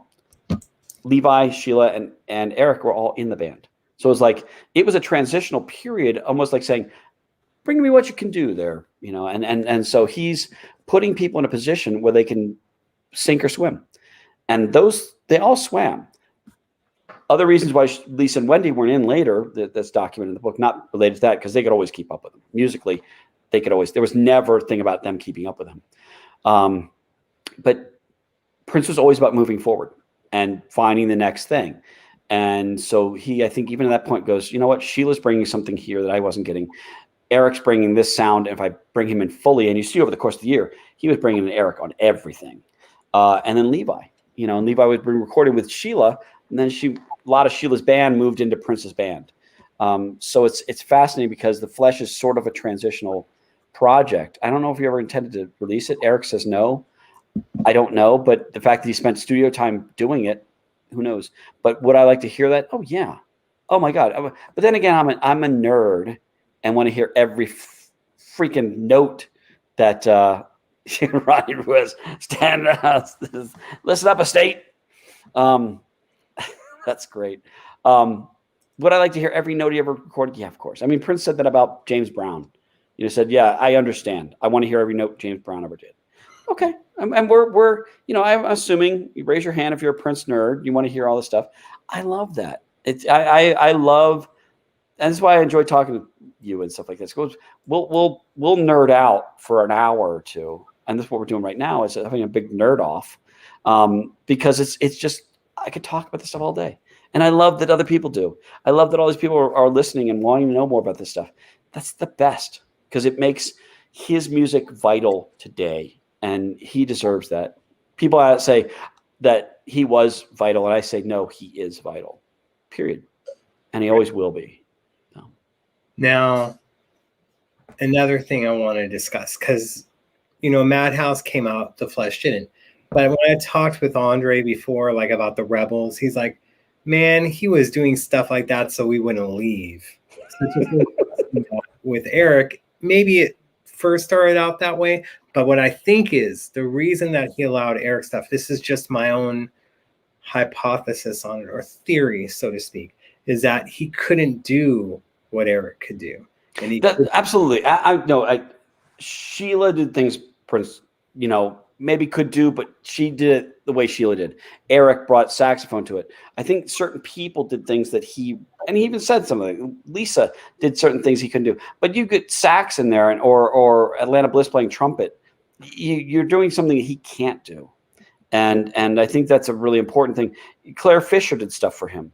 You can look at each one of these people that kind of bent his music slightly, just a little bit. Prince was always in control. And I don't ever want to convey that these people were in charge. They weren't. Prince was always the decider. But did he enlist other people to help influence the sound? Absolutely. There's no denying that Eric Leeds was a very important part of his story. You can't not see that. And I would say the same thing with Wendy and Lisa. I would say the same thing with Susanna. I would say the same thing with Sheila. That's for this era. For other areas, I would say, yes, these people are important. Some people talk smack about the fact that he used rappers and stuff like that in Diamonds and Pearls in that time. That may not have been my thing. But this is what Prince wanted. And what Prince wanted as an artist, you can either choose to listen to that or say, I'll meet you on the other side, Prince. And that's good. And there's albums that I have to admit that I don't listen to as much. But there's albums of his that I go, God, we connected on that. Man, that was good. And not just because it hit a time in my life that it mattered, but because it hit me here. And I think that there's something about Prince that is that does strike you. Right. You may like a certain song. I might like a different song. We're still Prince fans. I may say your song is crap. You may say your song is crap. But we both agree that Prince did these things. And that's the spectrum of Prince, is that he had so much. So if he had some rapping and stuff, and I may not have liked it, that's fine. There's some things I do like. But it's what he wanted. If he wanted to go and do a soundtrack to Batman, okay, I will go along for the ride and see where it goes. And sometimes I may enjoy it, and I didn't really enjoy Graffiti Bridge, the movie, that much. That's not my favorite thing by him. That said, I was there the first week. I own the DVD. I think I have it on Blu-ray probably. Maybe we're in the same theater, because there were 4 of us in the theater. Were you one of the people left? No, I don't think I was actually in Maryland when that came out. But I went to the theater, and I was like, first day or two, and nobody's there. I was like, going, oh, this is not looking good. And that was painful, because we were all excited at that point. Oh, this is gonna be his next movie, and we were all waiting. And now, this is why I want you to get to 89 and write a book, but I also do want a deluxe edition from the estate, because I want the Bat Dance song that Big Daddy Kane and Prince did that is still unreleased. Even though it's out there bootleg, I do want the other mixes that William Orbit did, aside from The Future and the Vicky Vale mix and those other things. It's just so interesting, because I do believe, look, he wasn't exactly embracing rap at the beginning. Dead On It was a slam to rappers. That's why when people are like, well, he embraced rap on the Black Album. And I went, he was talking the piss out of it, right? Right, exactly. That was like him doing like a Richard Pryor on stuff. Now, although that's not for me to speak on. So, right. But when he's allowing Big Daddy Kane, when he's reaching out to other people, and then he's like, well, I need to get my own Big Daddy Kane or my own LL Cool J, that he reaches out and gets these artists, T.C. Ellis, Tony M, the Game Boys, which they hated that name, by the way, but he was giving it to them. But go ahead. It's funny. Two things. I see somebody saying they have it on graffiti on Laserdisc. I do too. I have the big Laserdisc. With Laserdisc, I have, I think, Undertaker, Graffiti Bridge, probably the Purple Rain concert. I have a lot of the stuff on Laserdisc. I still have the Laserdisc player. I don't use it, but for that. And also, I look back. It's funny. I look back at the quality of Laserdisc. It's not as good as I remember it being. I always thought it was this beautiful thing. You look at 4K stuff or HD stuff, and you're like, oh, big difference. The rap thing. I think Tony M had the best way of explaining this to him. He said some people complain that why were you doing that? Why were you and he said, look, if you're a rapper, an MC, and Prince comes to you and says, I'd like you to rap on my albums, you don't say no. You don't say no. You join it and you do what he wants. And that's fine. And so that's what Prince wanted us to know at that time. That's the sound he wanted us to hear. Whether he was chasing trends or starting trends, which he did both, that's what he wanted. This is where his mindset was at that moment. And if you want that, great. But the blame or the success is on Prince's shoulders. And he's the decider. You can't hate on people that were with him because he wanted them there. That's the light. That's the way it is. And if you're not happy with him bringing somebody into it, he did it. He brought him in. And if they played more than one concert with him, he was willing to accept what they brought. Period. And I'm just interested because Big Daddy Kane on his Prince of Darkness album had a song called The Lover in You. And they used the sample beat with a little bit more bass in it of Pop Life. So I just wonder if Prince, because at that time you didn't need permission to use samples. Right. So I wonder if Prince went, hey, what the hell, man? He's like, all right. I like what you did with it. Didn't exactly like you did it, but how about you rap on my Bat Dance remix? So that may have came from that because it was around the same time, I believe. Although Prince of Darkness came out a later date, but Pop Life was being recorded and was serviced to radio, and I saw him do it on an old episode of Soul Train. Lip syncing it, but it still was fun. That's fine. Well, back then you could also, people were, like you said, sampling like crazy. Every other track had Funky Drummer from JB, and they were just pulling that and looping it. Remember when Prince was talking about coming out with that, 7 or 8 disc of samples, things that you'd buy for $700? That would have been the coolest thing ever I thought this would have been kind of fun, but he decided not to, and probably wisely, because it would have diluted his sound. What's that? All those samples for $700, they can do whatever the heck they want. Oh, I know. You can re-record his albums, basically. Yeah. No, I don't think he would have made money, and I think he realized, oh wait, you're right. That's probably not in my best interest because you could probably get $100,000 for a sample, But "Pray" was a good song, and that sampled "When Doves Cry." He wasn't feeling it, I'm sure. It's just like Rick James wasn't feeling Super Freak when he used. Oh no. But when he got the money and he got a Grammy finally, Rick wasn't winning Grammys at when that he was point. with the Mary Jane Girls, when he was with Tina Marie, but he got a Grammy for "You Can't Touch This." Yeah, there you are. Oh, the industry, the weekend. So right, just gonna say it. Let me drink my tea on that one. Sorry. Now, let's talk about something that me and you have an interest, because sometimes what people do, and I don't like it. I'm gonna have my drink first. A little tea. Spilling some tea. Right. What I don't like is I'll have people go, where'd this Duane Tudahl guy come from? Oh, yeah. I've heard bad things about that guy. Oh, wait, that's me. But yeah, that's how I am with stuff. But look, I know you because we worked on the same thing back in the day together. Of course, you had a title and my ass was trying to help out behind the scenes. Pear contacted me, and I hope I'm saying his name right. Pear Nelson. Pear Nelson, yes.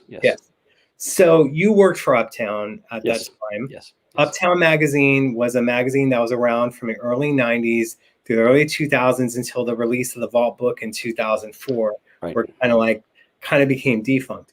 Now, were you there before Prince tried to sue Uptown? Yes. Yeah, I was there I didn't do the first issue or two of Uptown, but I was there basically from then on. Once I saw what they were doing, which is the first thing I think I saw was the Prince documentary, but it was like the Vault, but it was much thinner. Right. The Vault got expanded into that. There was a small group of people that wrote for Uptown, If you don't know who Uptown Magazine is, look it up somewhere, because it was the magazine. I think we did like 60 some odd issues of it. And The Vault and Pierre Nilsson's book, DMSR, The First Decade. It's a great book. It's still one of the best books about Prince out there. What we did was just a small group of us. And whenever there was a project, we'd say, okay, we're going to do the Parade album and tour for this issue. And we'd all research our parts for it or do it, and it was kind of fun because we really, really were digging deep. And that's where I went to get the work orders from Sunset Sound and started really looking at this and started getting to know people. We'd interview. Bobby got interviewed in there. I think Jill got interviewed. So many of these people. My Taven had a few quotes in there and things like that. It was a big thing.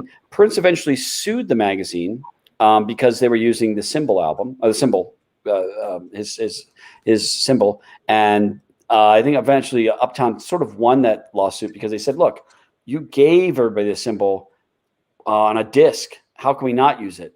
And he's like, "Well, that's copyrighted, but then you shouldn't be giving it out to people on disc to use. If you're asking your name to be out there and that's your name." They came to a compromise, which was the magazine would say they were the unofficial, uncensored, whatever it was on there, and they would not talk about bootlegs. They would talk about, and that was fine. They used to do bootleg issues where it was just pictures of what the bootlegs were and what's in them. And if that's what he wants not on there, that's fine. And the magazine was always done with reverence and respect for the guy. It was never done to say, I don't know, this guy's kind of shady. It was always done in a way that's loving and honoring him. We did it for free, and we were spending a lot of time. And Pierre Nilsson, that guy spent a lot of time on this. Right. He and I are still friends. He read the book. In fact, there's a quote by him in the book that he liked. I forget what it is. Let me see if I can find it. He said, in the beginning of the book, I put a few quotes from different people, and I think he had something in there. So he has a quote in the beginning of the book, and so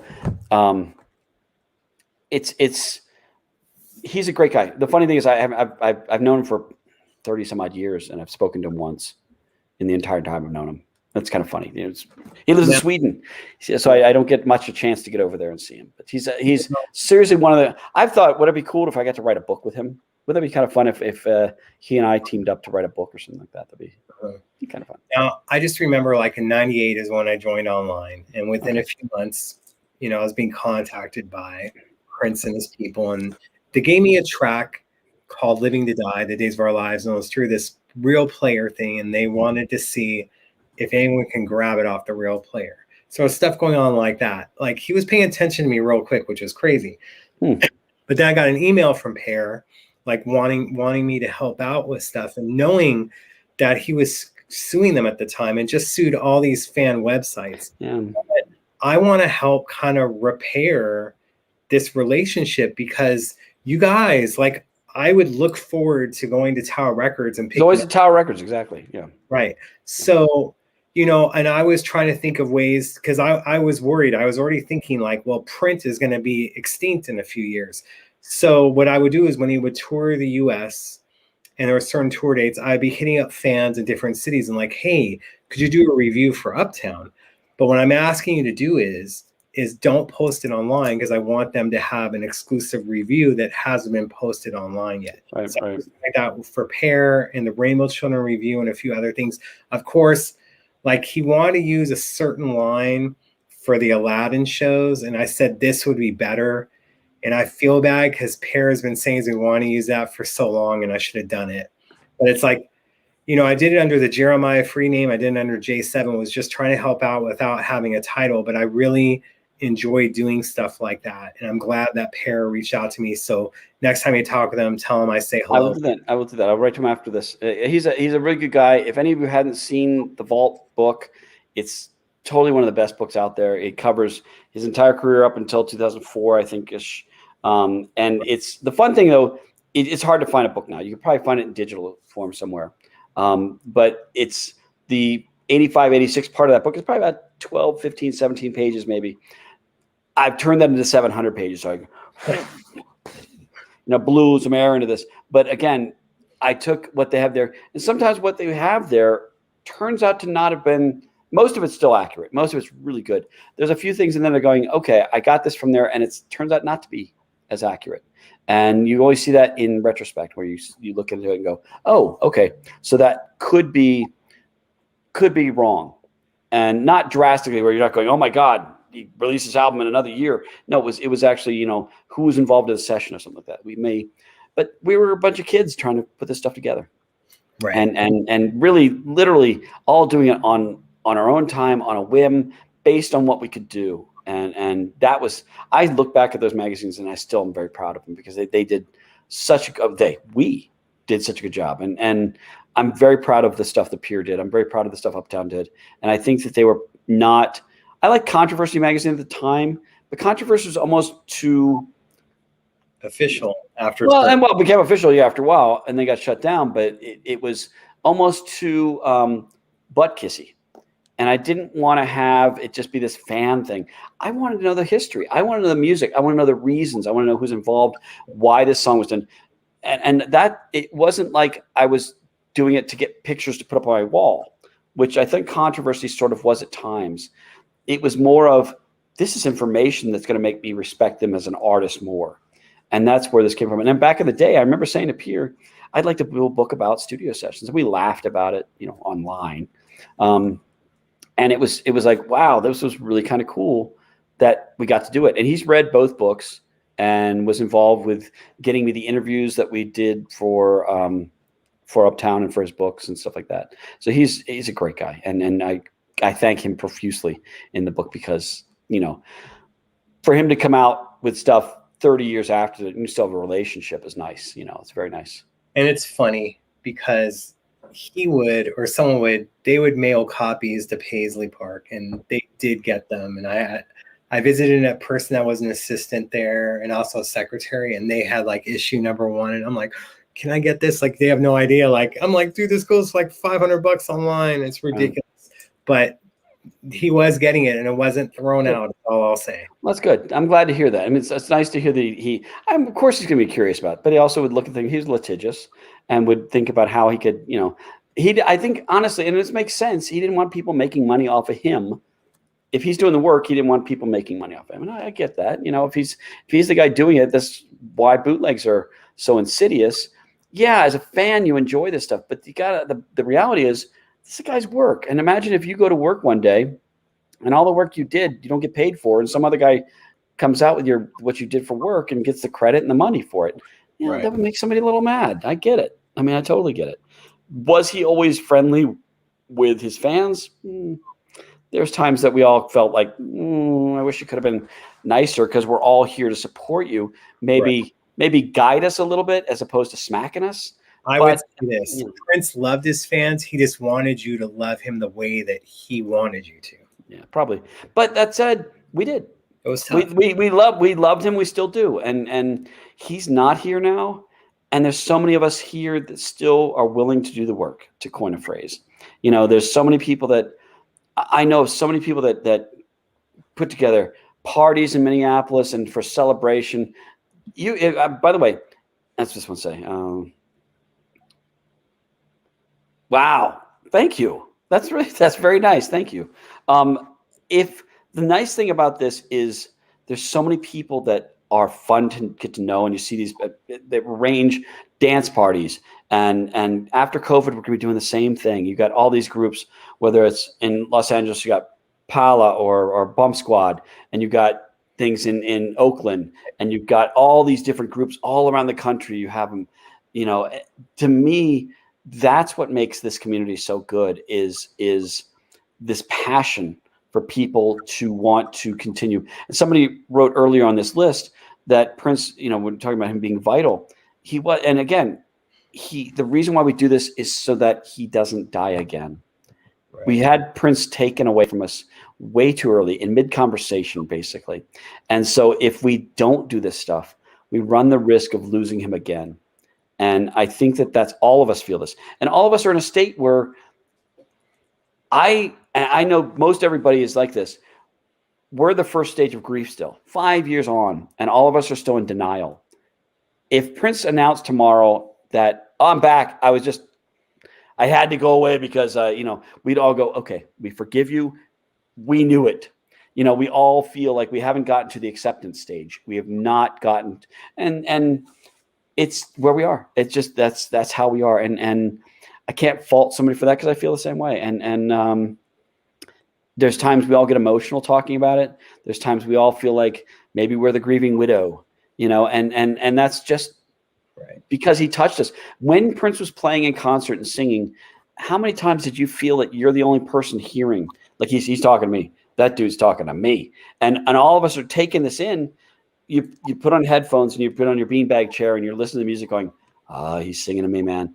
And I think we all take this personal thing and it's very important to all of us. And not just because he sang to us, but because we experienced things with him and we trusted him and relied on him. If you have a sad day, there's a perfect song for you. A happy day, there's a celebration song. Whatever it is that's there. And all of us feel after he passed that, things happen that, I'm in a bad day and all of a sudden there'll be a Prince song that speaks to me.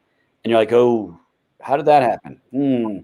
There's some other layer of whether spirituality or something that he's and all, I think most of us, probably 90% of us feel like that, where you're going, how did he know I was thinking this? And we're not trying to deify him, but there's just some connection that we're not going to let go of. And that still comes to us. And when the estate releases things like Sign of the Times, the Super Deluxe, and we're hearing songs that we may never heard of or finding this stuff out, it's like, it's back at the banquet again. And you look at this compared to like the Michael Jackson estate and what they're doing compared to what the Prince estate is doing when it comes to the amount of music, the quality of music, the dedication to getting his story right. Man, I love the fact that as Prince fans, we come together for celebration. Go up to Minneapolis for the celebration. Even if you don't get into the Paisley, there are parties every freaking night. Dance parties, pancake parties. Rodney will put on something special for you. There's always something going on at Perkins or whatever it is, that someplace up there that you're going to meet people that are lifetime friends. And it's going to be people that when you sign on to Facebook, people are going to be writing you going, hey man, how you doing? And when somebody's sick or somebody passes away in our collective group of a circle of friends, we all come together and we donate money to charities and we donate time and passion. And I had so many people that are hurting that came to me and said, I'm really hurting. I had a friend that one of the people, I don't think I ever met her. And she said, my brother's really hurting. And I said, let me send him a book. And so I sent him a book and I didn't talk about it and I didn't want to talk about it. I don't know why I'm talking about it now. I shouldn't have said a thing because now I feel like I'm blowing smoke up my own butt. But it was like, these kind of things. That's a real contortionist can do that. But you want to just give to the people that are doing this and help out the people that are there. And because we're one big family, and yeah, we may be a little dysfunctional at times, but we're a big family, and that's the joy, and that's what Prince left us. The head of our family is gone. But that means we have to make the table stronger. We have to make our family meetings stronger. And we have to kind of do things to make sure Paisley Park's lights stay on and support whatever we can, whether it's the artist, the tour, whether it's the F Deluxe or the Time or the Revolution. Go see them. Spend time listening to them. Enjoy, buy the magazines that have Prince on the cover, because you got to reward these people that are going to do the work for that, because it's all of us are doing the lifting right now. And I'm just a small part of that. Right. So. I mean, look, and I did helped out with Uptown Magazine, created 777 Update, created the Bump Squad that you talked about. Exactly.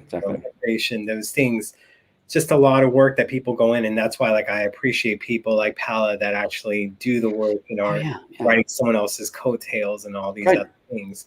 Well, and you see the same people, see people, I mean, how many times have I seen you at these events, whether it's, somebody doing a book signing and we're there, or we go up to the Ventura and there's the, live event with the symphony thing. You go to these things, right? You spend time with these things. Try to do this stuff whenever you can. There's people in our family that are hurting. There's people in our family that need some love, and there's people in our family that have been alone for the past year. Give some love, man. Stop talking smack about people as much. Just kind of make sure that people are taken care of. And exactly. We owe it to Prince to keep his music playing, to be together, and enjoy it. That's what he wanted. If you want to know what he wanted people to enjoy his music. He wanted people to be a part of this.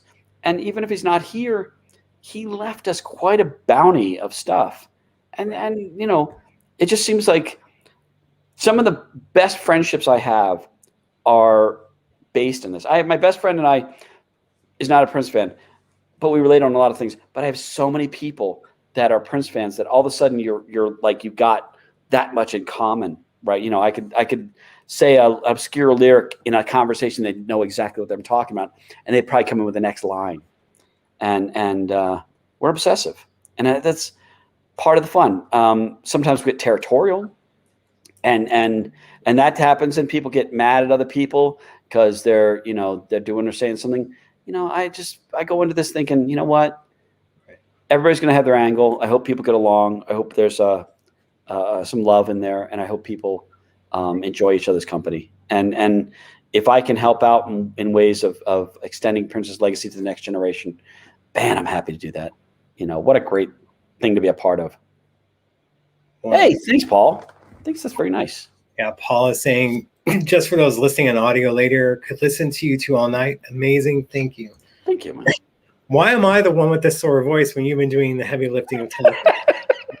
I give you the questions. And then you go off and make a roast while I'm talking. But I talk a lot. I know I talk a lot. And here's the thing, and I'm sorry to cut you off. It's just that we want people to stop being petty. We want people to do this because, look, I know that we're territorial. We love him. We want to protect him. We got to let in the new fans. We have to find a new base. And I have ideas. I don't want to share them. I don't know if you want to share them. How do we make sure that we're getting a younger audience in, aside from other fans embracing these new fans that may not know as much as they do?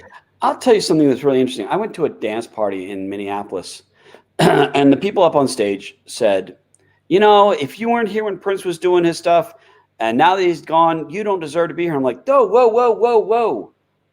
Just the opposite of that, man. I'm not going to keep a clock of when people got there. Not everybody's on my schedule. And if you get there, you're welcome to come to the party anytime you want. If you come to the party late, come on in, enjoy the music, enjoy the bean dip. You know, we're going to have a great party regardless of what time you got there. I don't want to put a clock on anybody getting there. To me, if you're here, that's the best. You know, and some people are younger. Some people have a different thing in life. Some people, whatever it is. I didn't see him in concert till Love Sexy. I was a fan from Controversy. I was never in town or never had that much money to do this. I mentioned that in an interview one time, and somebody said, that dude's not a fan. And I'm like, I'm not a fan. Are you high? You don't have to you don't have to check every box to be a fan. There may be albums you go, you know what? Not my bag. But there's other ones you go, I can't live without this album. It doesn't matter when you got here, what you're doing, what you dress like. It doesn't matter. I embrace all of this. I go to some of these parties, and there's certain people that I love seeing because I know they're going to come dressed up as certain things each time. And I get the biggest kick out of seeing these people. I get a kick out of at the end of these dance parties, giving these buddies the sweaty hugs. Now, this is pre-COVID. You know, I'm not trying to run up and hug every sweaty person after COVID.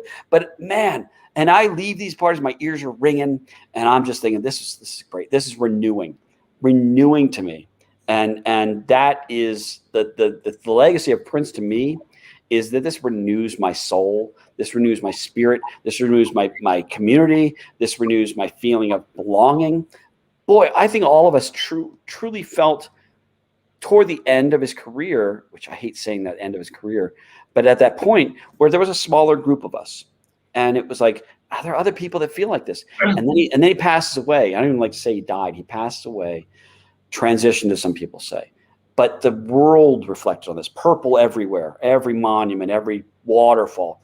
And all of a sudden I felt like, oh my God, my family's here. My family's stepping up. And I didn't realize that other people realized how important he was, like I did. And that was amazing to find out, because we're sitting there mourning on our own thinking, oh God, nobody understands my feelings of sadness. And then you see that the world is down about this. And celebrities, everybody, whether it's the biggest celebrity to, you know, your friend, everybody up on down the scale was saying, I had their Prince story. And every celebrity came out with their Prince story. And boy, that made me feel like I belong to something bigger. And I know in my heart that I do. So when I see people fighting in our community and our family, it gets sad because sometimes, you know what, we all want to correct things and make it right, but there's no reason to badmouth people or shut people down.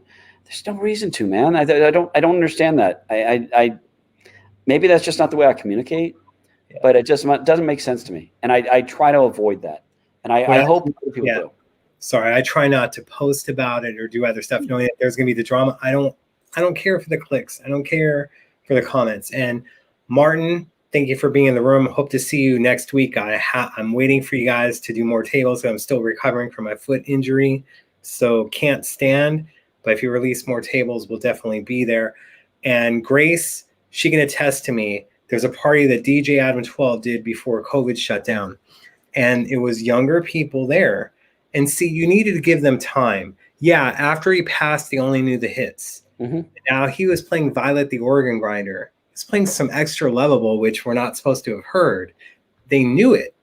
And of course, they were kind of, them being younger, it's more than what I would wear or whatnot, what I used to wear, like t-shirts to it. They were wearing outfits that, I haven't seen in a while. I last saw at a Rihanna concert. So it was just interesting to see that. And yes, your whole thing with the club scene, I 100% agree with that. And that's where his music's coming from. So here's hoping that, albeit maybe not tracks like Born to Die or Welcome to America, but some other stuff is being serviced to DJs, because that's where the music is being found again. Well, here's the thing: I think it's really cool that they're coming out with Welcome to America, and a new album of stuff that we didn't know, and that it's a big event. Like I said, comparing this to the Michael Jackson estate and what he did, there's no taking away that MJ was one of the most talented guys out there. The things he did are just, timeless. I'm not ever going to take away from the man. But the amount of stuff that Prince had is indisputable, that this guy had a mountain of stuff. And some of it's fantastic, some of it is not. Statistically, you're always going to have a best song and a worst song. But even the stuff that is average for Prince is better than most people. So when you have something like Welcome to America, which I think all of us are excited about, I love the fact that the song that just came out, Born to Die, the other day is a real Curtis Mayfield type vibe, and it came out on Curtis Mayfield's birthday, which I think a lot of people didn't get. I love that people are starting to figure that out. Right. His 79th birthday, that's fun. But it's an event. We're all excited about this. We're all excited about the fact that all this stuff is happening, and that they're coming out with a concert with this thing. And you have people that love love working on this stuff, and there's a passion for the people behind the scenes of what they're getting out, and a dedication to getting things right. And man, I wish every artist could have that kind of team working on something, because that's just, there's going to be people that complain about everything. You got people that complain about the size of the box. It's like, all right, it doesn't fit on your shelf. I don't know what to tell you, man. The box is too big for your shelf. Right. I'm sorry, but but at the same time, with 1999 release and Sign of the Times re-release, you're getting 3 CDs of stuff you're supposed to have never heard. That's amazing to me. And you're getting, commentary from Dave Chappelle or Lenny Kravitz or, whoever, Susan Rogers, and all these people coming back out and saying things about what happened there. And then you got the what they were doing for the podcast for the estate with the Sign of the Times podcast, a 7 or 8 piece podcast that has every voice that can, whether it's Kat or Levi or, Eric Leeds talking about this stuff. That's, to me, the best. I love that stuff. There's a urgency to get this stuff out, but everything takes time. And you gotta, he's been gone 5 years. In that 5 years, look at all the things that have been released. And you may not like all of them, but the things like the originals is what a cool idea for an album. And you're hoping there's going to be more of those things, but hearing his original versions of things and how he intended is mind opening. And that's, as a fan, just like in Prince's day, there's always something to buy, always something to listen to coming up. And that's the thing is, it may not be Prince spearheading it now, but there's people that Right. understand that this is important and they want to do this stuff and do it right and make sure that things get out there properly. So Right. And now, like with Martin bringing up like cover bands, because he does his Prince stuff, but Martin does an amazing job. Not all Prince cover bands are on his level, especially when Martin does have his horn section behind him or whatnot. Been amazing. I saw him. He opened for John B. and he whooped John B.'s ass. That's all I'm wow. gonna say. So now back to the other stuff about complaining, because Yes. I've been critical at times. I know that's hurt me. I truly believe that the estate over the past few years has made extremely good decisions. I may not have liked the cover of the originals, but I love the concept. I wanted originals 2. I wanted originals 3. I love the thing that they did with Urban Decay makeup. And people have to understand, like, oh, he used Mac. Yes, but Mac has several celebrity endorsements. Urban Decay doesn't. This makes it even more special. Plus, Prince was a businessman. He would go with the person that offered the better business deal, man. So all these other things, I feel the estate has been doing things right, and I want to see that going forward. And I'm tired of the whole Prince would want this, Prince would want that. I want to wring their necks, and this is why I don't look. I had to be on the org for decades, having to correct people when they were getting stuff wrong. Kind of tired of doing it through Twitter, where people have multiple accounts and try to like fight with you, or it's the same person having a conversation with themselves going after you. It's absolutely ridiculous. But I feel that the estate has been doing a better job on stuff and doing it, but there had to be a learning curve of things. Oh yeah. This is what's going on. And yes, I was critical in the past, and I don't take that away. But what I will say is that a lot of love and thought has been going into it from everyone that is part of that team. I think I agree with this. I don't think anybody expects empty praise. I truly don't. There's going to be mistakes made along the way. There's, like I said, there's Prince albums that are going, you could have waited 3 weeks and gotten the art right on that, or whatever it is. This is how it is. The amount of stuff and the quality of stuff I think that's come out with the estate is mind-blowing at times. And the fact that you're still going to have Prince on the cover of Rolling Stone magazine or Uncut magazine. You only have 6 to 12 issues a year. To every year have multiple pictures of Prince is astounding, to recognize that this is how important he was. You don't get that with a lot of other artists. And I think that the respect out there with these magazines and things like that, and they understand, we're going to buy these magazines. We're going to buy the magazines that have new stuff about Prince in there, new interviews with people around him. That's just how it is. We want to know this stuff. And I always say that I don't want to see the digital version of this. If people just want to send it to me, I don't want to do that. I want to give the money to them because I want to make it in their financial benefit to do that. I don't want somebody to rip an album for me and give it to me. I want to give my money to that person because they're doing the work. And that's important to me. I want to support. When the family was doing, the F Deluxe was doing stuff, every album they came out with, I wanted to support and I'd buy it because I wanted to give back. Because if they don't make money off this stuff, they're not going to do it. The makeup thing, I don't have an opinion really about that. I don't wear makeup, so I don't have an opinion. Most of the people I know that seem to be upset seem to be a bunch of guys. I don't hear a lot of women complaining, and they might, but I don't hear a lot of the women complaining. They're like, oh, this is kind of fun. That's kind of the cool thing to me, is there's going to be projects that I go, yeah, that's not for me. But there's other projects I'm going, that is for me. And like the Welcome to America thing, to me, is for me. It's right. New music. It's a concert from his stay in Los Angeles, and I can tell you, the concert looks amazing. It's that kind of stuff. So it's like, fantastic. This is what I want. I want the originals. I want these super deluxe boxes. Do I want a super deluxe box every year? Oh yeah. Oh yeah, I do. Do I want the record store day things? Yeah. Do I? Somebody said to me one time they were upset that the Camille album wasn't on the Sign of Times Super Deluxe, and I'm like, all the songs have been released in some form, in some way, for the most part, with the exception of Rebirth of the Flesh. And I was like, well, what if you want those on an album on there? What 7 songs that are unreleased do you not want on there? You can make most of the stuff yourself. It may not be exactly like Princess Day.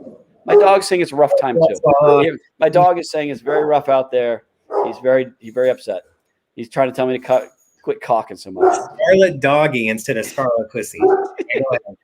So I feel like would I've liked to see, like, I would love to see the Camille album released. I would love to see the whole version of Crystal Ball released. I'd love to see all these things. Right. Do I want to see that in place of songs that I've never heard? No. If I had a choice, I'm going to pick the songs I've never heard before, Right. or the variations of songs I've never heard, or a longer version of a song I've never heard. Right. I'm gonna. That's what I'm gonna do. I want to hear more stuff that that I'm not familiar with. It expands Prince's tapestry to me. It makes it that much more rich. Right. And I love that. I mean, the Godfather movies are some of my favorite movies of all time. They came out with, extended versions of each one of these things. And I scooped it up because I'm like going, you know what? I love spending time with this family. I love this. And I'm the same thing with Prince. I love spending time with this. You get the box set and it's so much stuff. You have to take a week or two and just kind of soak in it, and just let it absorb, because there's just so much. And what a horrible thing to have to do. Have to take a couple weeks and soak this up. Oh, that's terrible. And is everything going to be perfect? No. And perfect as the estate does, but right. It's not going to be. And is everything going to be every song you want on it? No. Is everything going to be everything? But I've heard people say, well, this song's not on there. I'm not buying this. Okay, that's fine. That's your decision. And I'm sorry you feel that you're willing to throw the baby out with the bathwater because of one song or one variation of songs. That's unfortunate to me. But I don't think I would get it because I want more of this stuff. And did I like every song on every album? No. Every song on Love Sexy am I fond of? Most of them I am. Maybe one or two songs I'm not. Batman album, I still bought it because I wanted to know what was there. I have to admit I'm not the biggest fan of Arms of Orion. We had a thing in Clubhouse a few weeks ago about that. Some people swear by it. I'm like, I guess some people may have lost their virginity to it. Maybe that's why they're anyway, okay, that's good. That being said, now with going on these things and the Batman and excuse me, again, it's like, I guess you're talking for me, and that's why my voice is acting this way. That's exactly what I'm a puppet. I'm a puppet. But yeah, like why don't you type your questions to me? Just type your questions to me. That's what Prince would do. But it's like with the makeup, he would whisper to somebody and they would answer. He would. I need to get dark circles. See, your dog hears you whispering. He's like, yeah, I'm speaking at a level that only he can hear. I'm going to mute when you're asking questions. And concealer and stuff, but I did not get the vault set. Even though the box is beautiful, it isn't made for me. But if there's any woman watching that after they're done with the box and they don't want to keep it, you can send it to me. I'd be glad to have it. That being said, again, I like these items. And like, look, me and you can go for another 2-3 hours on this. I don't want to take up too much of your time. The main thing is Duane's got a new book out, and I want you guys to get it. And you guys can put up, I'll have someone else type it because apparently I've been misspelling your last name. What, dude? That's awful. I only wish if there's only some way, exactly how to spell my name. Right. Some before, because I put it on there, but I'm going to go back and edit the metadata for YouTube and everything else. Everything's going to be gravy. Everything's going to be cool. Don't know where to get the book. Now, we talked about the estate. We talked about these things. You brought it up, not me. So I'm just curious, is there a deluxe edition that we could be looking forward to sometime in the future? My answer would be, well, look at what they've done. Look at what the estate has done. Mm-hmm. Do you think they're going to stop? I don't know specifics. Of course they're going to do more things. I mean, that's any title you can give us. If there's the next album, whatever it is, I'm sure it's something you guys know. It'll be a royal jewel in my collection, I guess. You know what? Here's the thing: is Prince said it himself when he says, "Don't you like surprises?" And I think that's the big thing. Is there's always something exciting coming down the line, and I think you've got a group of people that are working hard to make sure that there's always something new and always something exciting and always something that can get people together. I think there's a commitment from these people to get you the best stuff they possibly can. And I'm a part of this team in some ways, a small part, and it's an exciting thing. But I can tell you, these people are people that want you to have as much as you can. Right. And they lose sleep about this, and they stay up late talking about this. And it's no secret that I've done some work with the estate. I don't talk about it much. I really make my books, and my job, my job. That said, I can tell you without revealing anything, these people are so committed to making things right and making things good and getting things out there. There's a joy to what this, and a dedication and a commitment and a nonstop 7-day-a-week job. It's so energizing to see and to know that when something's thrown, something's caught, and that there's always a group out there that's going to catch this stuff. And yeah, not everybody's going to want the makeup. Not everybody's going to want every T-shirt that's ever made. Not everybody's going to want a calendar, but there's people that do. And there's people that every album of his has fans. Every album is. You could say, oh, we're going to do a super deluxe of some album from, the later days or something like that. There's going to be people that want it. And there's going to be people that go crazy for it. And there's going to be things you hear about it. I would love to see a greatest hits of his post-Warner stuff. To me, I would love to see all that stuff get a lot of love, because he's got so much great music after Warner Brothers that people didn't know about. I had so many people say to me, oh yeah, I love Prince and Purple Rain. There's more. And granted, thank you, Rachel. Thank you. There's more people that knew Purple Rain, but there's a lot of people that didn't. One time I was at a bank with my daughter, and we're getting something out, and this guy behind the counter, probably in his 20s, and my daughter says, my dad writes books. And the guy goes, oh, really? About what? And my daughter goes, hey, he wrote a book about Prince. And the guy says, oh yeah, Prince. I heard him on the radio once a couple years ago. And I was like, I wanted to just jump through that thick glass and, and pound him, because I was like, no, he's doing stuff. There's so much stuff out there. And I really had to realize, not everybody knows every song that he's done like we do. Not everybody buys every album. Not everybody looks for every interview. This is us. And we have to accept that there's going to be people out there. What we can do is try to expand this. And one of the things I did with this book which is called Prince and the Parade and Sign of the Times Era Studio Sessions, is I got Elton John to do, and I didn't get Elton John. I'll tell you this. There's a friend of mine named Matthew Pitone. Now, Matthew and I have known each other for 30 years. And Matthew is a really talented artist, and he's done so many things, but he was the one that facilitated this connection with Elton John. And I've never met Elton John, but he read the book back in September, liked it, and he wrote this 800-word forward that's charming and fun, and only something that a person of that caliber can do. Elton John sold more albums than Prince. It's crazy when you think like that. But Elton John had the 70s, had a series of albums that just sort of nonstop. You look at what he did and what Elton John thought about Prince, you see the respect of somebody who's a peer. And that is the best. The idea that I'm on a cover of a book says Prince, Elton John, and me, that doesn't make sense to me. That's just nuts. Cool. That is like the most bizarre thing. When I got into writing these books, I did not think, and having Questlove do the first forward, Questlove was great. I'm like, I love Questlove. Questlove is fantastic.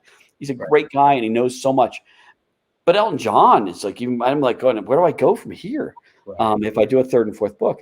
But yeah, it's really, that was kind of cool. But it, to me, expands the brand. Because what it does is there's people that may be fans of Elton John that want to see this now. And my goal is not just for the books, but it's for music. Get that out to the people. We're all going to buy everything that comes out. That's the way it is. Right. But get the people that my daughter's 11. She likes Manic Monday. But the Manic Monday she likes is the one off of Originals. So it's that stuff. You start expanding the pool and knowing that's really important to me is that kind of stuff. I went to see Van Halen play years ago, and Kool and the Gang opened up for him. Like Kool and the Gang, I love Kool and the Gang. My wife was going, hey, I like this song, I like that song, and she actually liked Kool and the Gang better than she liked Van Halen, and I thought that was pretty cool. But what was fun about that is they realized, you know what? We're going to get Kool and the Gang fans in here that might walk away from this going, oh my God, just like Michael Jackson got Eddie Van Halen to play on Beat It. Expand, except for free, but expand, and all of a sudden people were listening to Run DMC that were only Aerosmith fans because they did something. Do this stuff, expand it, find ways to get your friends that like Prince to love Prince, or the people that don't know Prince to like Prince. Just keep pushing and pushing and pushing. And I think all of us do that. Like you were saying, you'll play the Flesh stuff for people in a car that may go, wait, what's this? And I think that's what we all do. And there's something fun about the look of shock when somebody goes, oh, that's Prince? Prince wrote Manic Monday? Prince wrote this?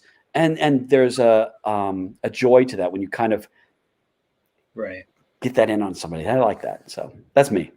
Now, we already said that there's not going to be an expanded edition, and this is the version to get from your website. The only other version there's going to be, and I'm curious about this, when you go out on the road, do you make sure the hotel that you're staying at has a Barnes & Noble or a bookstore close so you can run in there and see if your book's there and sign a copy?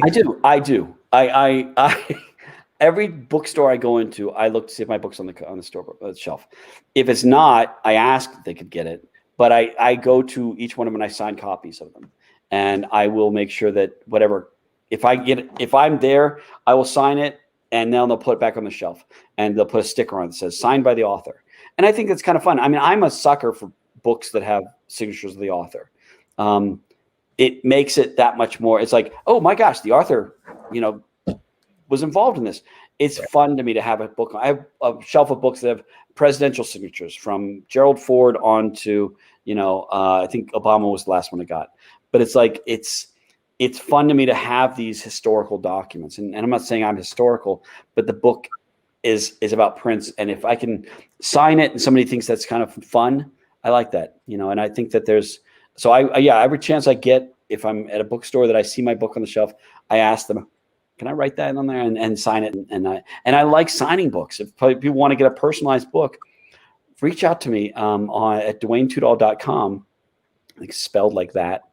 And I sell books on my site, and you can get them personalized where and some people ask for the craziest things for me to write on these things. And I do. It's like, okay, yeah, I could. And some of these people I know, I'm looking at the list here, and about half these people I know from just seeing their names on Facebook. Dear Andre, thanks for last night.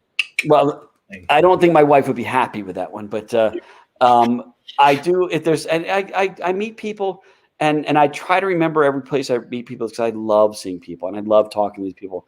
And sometimes it's tough because I'll see them at I need the book. Okay, okay. Oh, by the way, before we end, I want to show you something exclusive that I've never revealed at the end of this thing.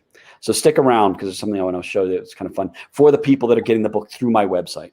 I like knowing the people on Facebook, and I like seeing these people at parties and them coming up to me and saying, "Oh my God, this is who I'm." But I also sometimes I really want to know your name. I get people that write and they got some crazy name that I don't know, and I'm going, I don't know who you are, but let me know your name, and I'll try to remember it and things like that. Everybody has these fun nicknames. I mean, I know you as Jeremiah, you're Dr. Funkenberry, or Dr. Funk, as it's more contemporary, the abbreviated version. I like knowing people's names, and I think it's fun. But I'm looking through this list going, Rachel, Arlene, Monique, Suzanne. I know all these people, different Andre.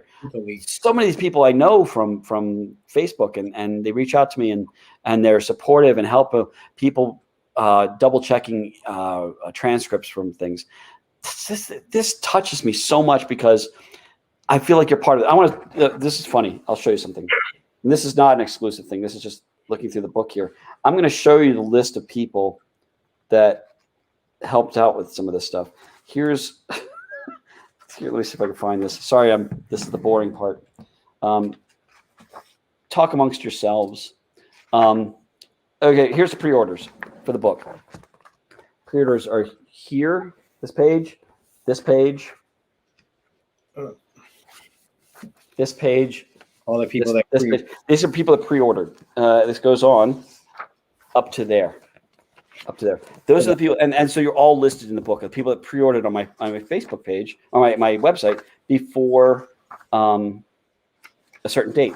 Then I also have here, let me show you this, people that helped out, paragraphs of people that helped out, paragraphs of people that worked with transcripts, people that I wanted to thank. I've got 10, 15 pages of thanking people because you can see it. It's on page 677, 678, 679. You see all those names in there.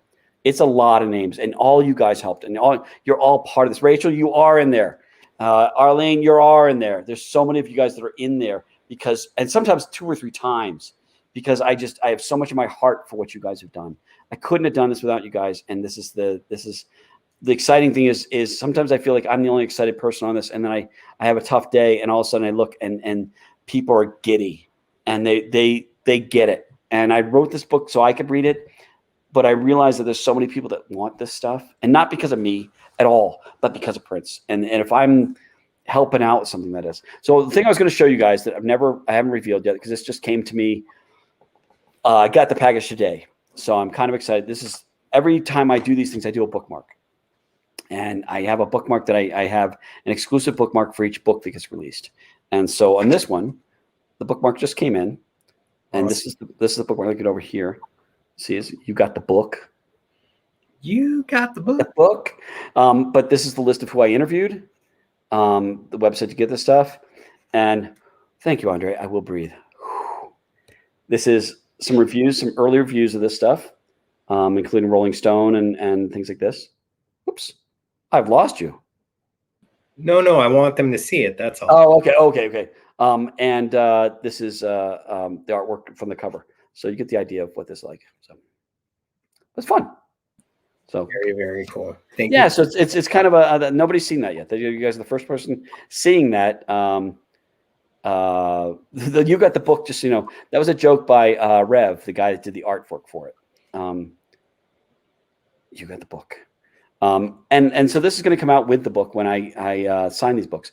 So and also a certificate that says this is an official thing from me that I sign.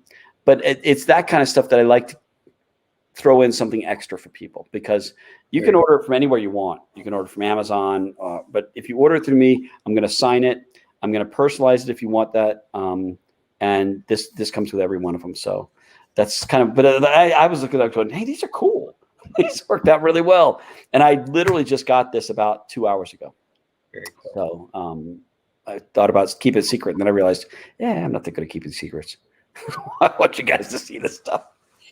Well, we appreciate it. Yeah.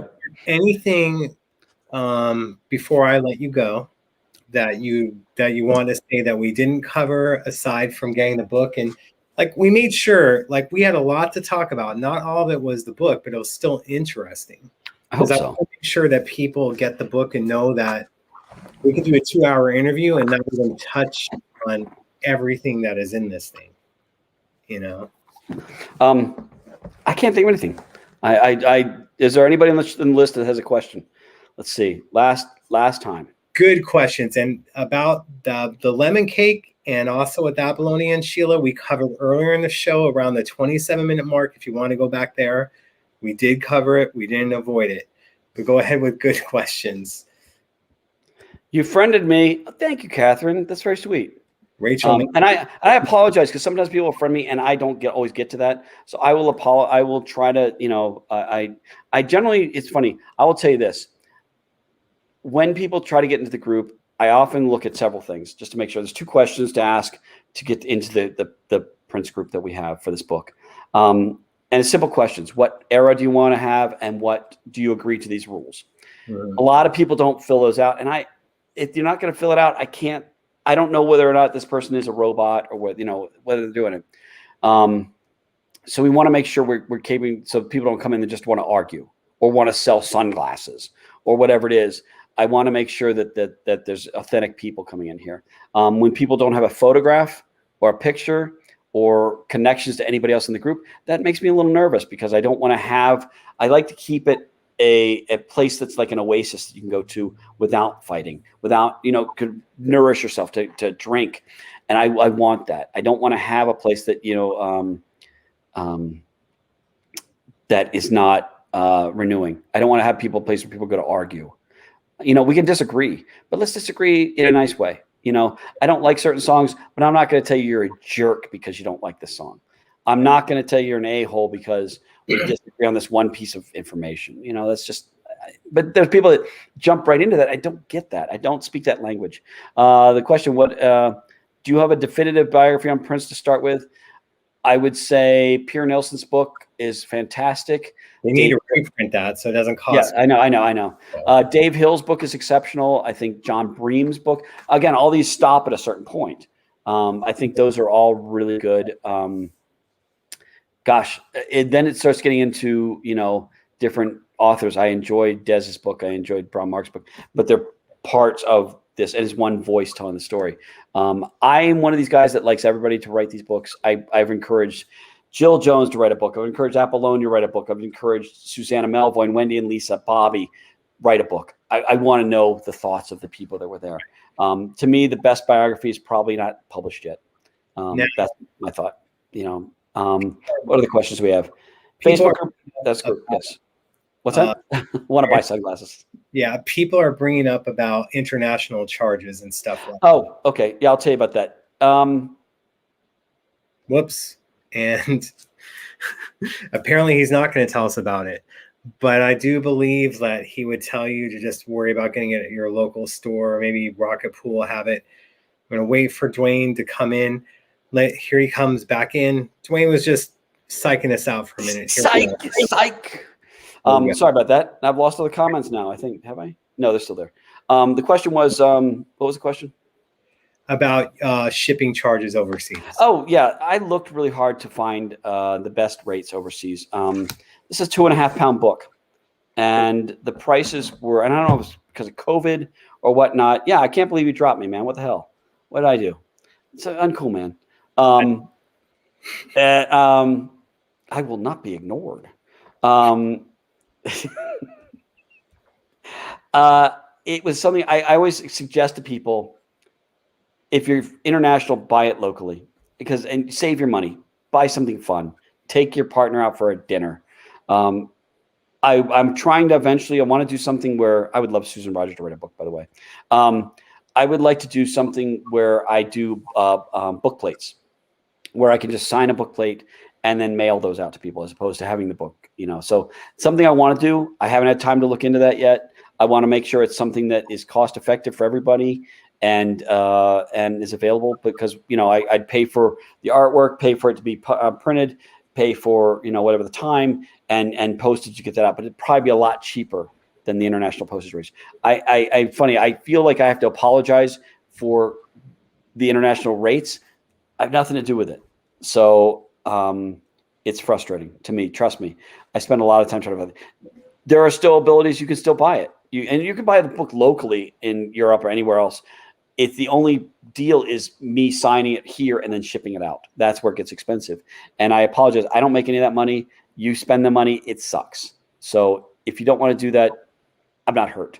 I want to sign, but the process is available to you if you want to do that. It's just a little more pricey in a way that some guy in another city is getting both of our money. It's just, not that fun. He reminds me of Martin Short. What the heck? See, you didn't need a filter after all. Martin Short's a little bit older, but he looks good for his age. That's good. Good. What else do we see? What do you think about Neil Carlin's book?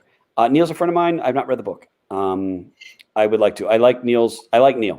I've not read the book, so I like the clips that I heard of the interviews that he did. That was kind of fun, but I can't say one way or the other. I will read that eventually. I've been busy doing my own book. Here's the tricky thing for me. I had to figure out whose art I was going to work on, mine or everybody else's. And I realized I had deadlines and I wanted to get this out. So I haven't watched TV shows. So if you ask me about TV shows and stuff like that now, I would say the same thing. I haven't watched them. And so I don't know the book. Let's see what else we got in here. I want to make sure I can do a quick look. You want to buy sunglasses? That's great, Matt. Friended you. Thank you.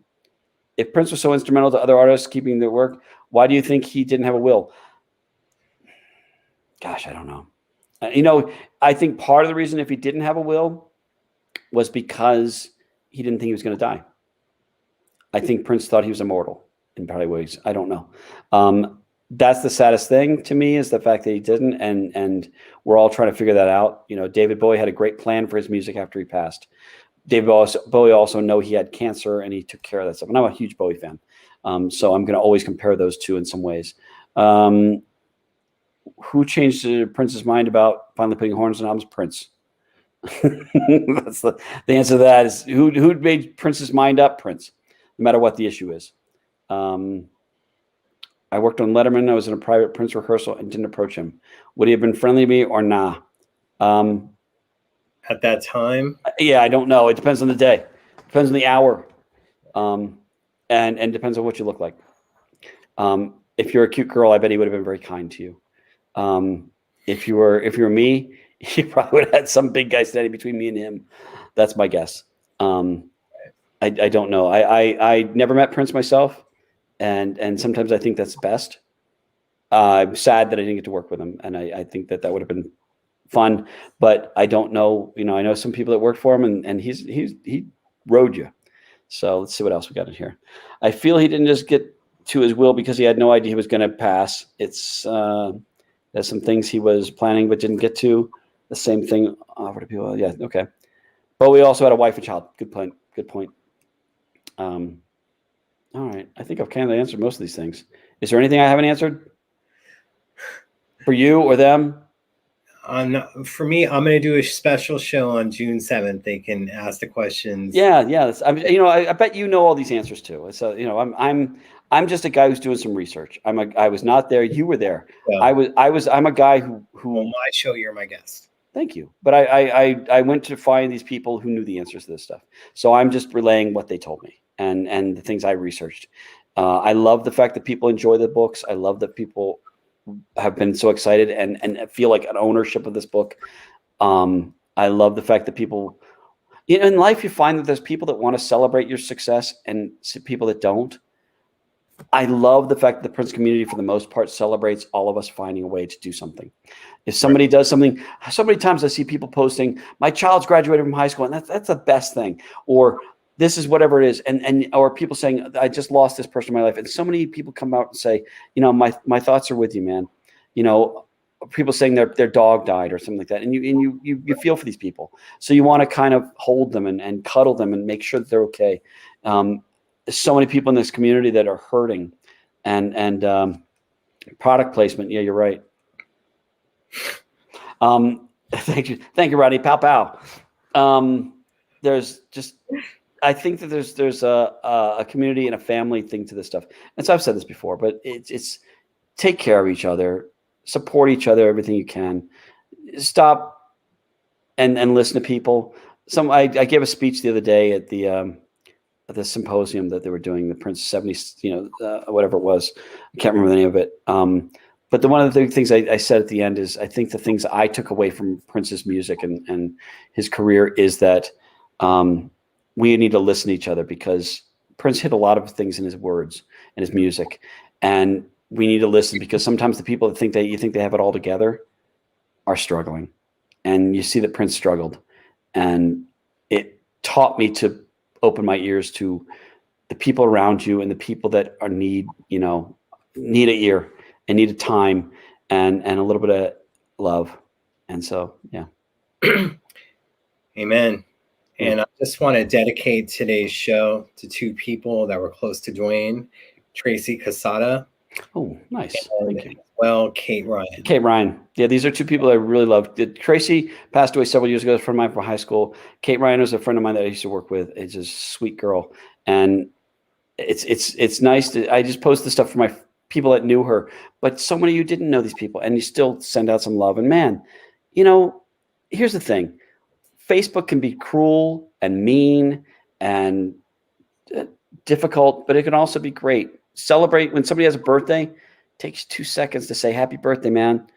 And you know what? When you get your birthday and you see all these people going, happy birthday, that's the one day in the year that the world celebrates that you're here.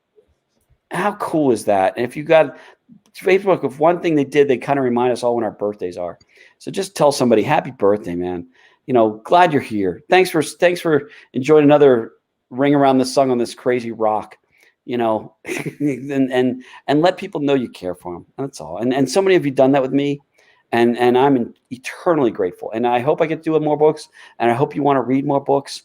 and stuff like this, because it means a lot to me to connect with so many of you. And so you see me somewhere, say hi, and write to me if you want to. I like talking to people, as you can tell. No, you. What? I have to like force you to talk. No, I'm playing. No. So I think we covered everything, man. I'm spent. Not I'm every. spent. We could do more, but we're not. No, there's nothing more. There's no more. This is the vault is completely open of my heart.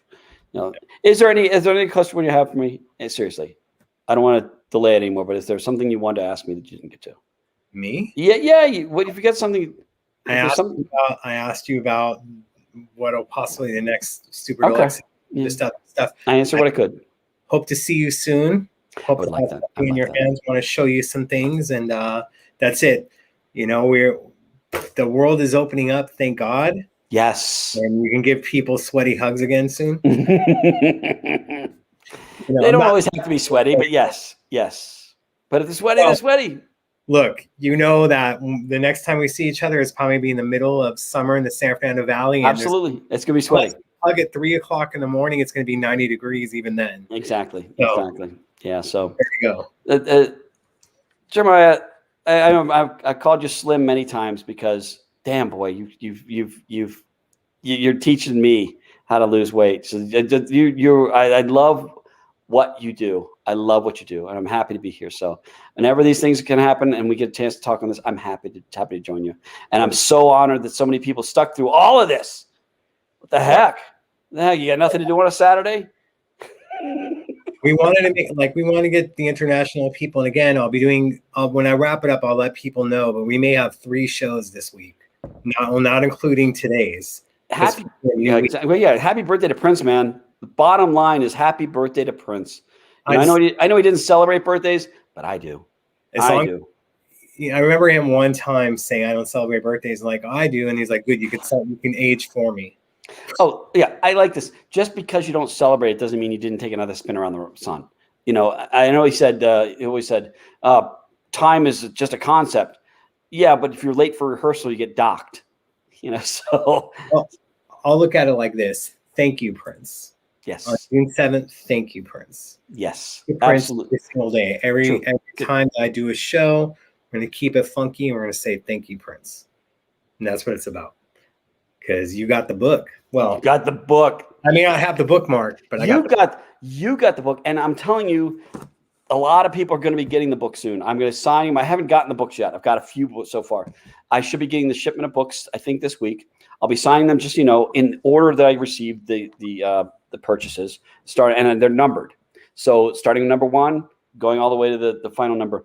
I will make sure that these go out as quickly as I can. They're not going to be out there on the day it's released. Hopefully I'll get it to you as quickly as I can. It's a lot of things. If you want to know what the book is like, listen to what Andre just said. Download the first chapter at DuaneTudahl.com. That's DuaneTudal.com. You can download the first chapter for free and see what is kind of in there. And that's fun. I love the fact that people are going to be getting this stuff soon. When you get it, please do me a favor. If you like it, put a review on Amazon. That's great. If you don't like it, just keep it to yourself. But I'm hoping that people like it, and I'm hoping that reviews come out on Amazon, because I'll tell you, when reviews come out on Amazon, people notice this stuff, and Amazon starts to publicize it more, and it makes for a bigger opportunity for the fact there might be a 3rd book. And I think I want that. It's probably going to kill me, but I would do that, and I want that, and I want if people want to read this stuff, I want to write this stuff, and I love that. I love that. So. Sounds good, man. I'll talk to you off camera a minute. If you need to use the restroom, whatever, go ahead. I'm actually doing this interview from the bathroom, so perfect. So. Wow, I didn't know you had a bookshelf in your bathroom. I do. I like to read. Well, so do I, but I'm not bringing your book into the bathroom. Just saying. Thank you. This is a bit bigger for that. Yes. So thank you, everybody. Thank you, please. And go to Barnes & Noble, go to everything you can. What's the 3rd book about? That's a question quickly. If I do, you're late to the game, but I'm not hating on you. The 3rd book would be something about probably 87, 88, which would be Black Album, Saturday Times Tour, Jill Jones album being released, Madhouse 16, Love Sexy Tour, a lot of that stuff. And if I do 87 through 89, it would include Batman and things like that. So that's where I am. I just need to figure out what the best book is and give that best book. So that's where we are. Yeah. Sounds good, man. Thanks, guys. Thank you very much. Duane. See you soon. Great. Thanks, guys. Peace. Thank you guys so much. Like I said, me and Duane, we could have talked for another 2.5 hours easily, but we didn't talk about everything that's in the book. We talked about other things that we knew that would be interesting. Make sure to get the book. Thank you guys so much. I will be doing a show on June 7th, probably after the Twin Show airs. They're doing another show, but out of respect, not going to do it at the same time that I would. So we're going to do another show on Monday, and there's going to be a show. There'll possibly be a show on Wednesday, but there's definitely been a show on Friday. Not going to tell you who the special guest is, but I am so looking forward to it. And I thank you guys so much for being here. Thank you guys for being a part of it. You can donate if you want. It's always appreciated, but I'm thankful for you. Thankful for your time. Thank you guys so much for subscribing on YouTube, on Apple Music, Spotify, everywhere else. Till next time, keep it funky. And thank you, Prince. Much love.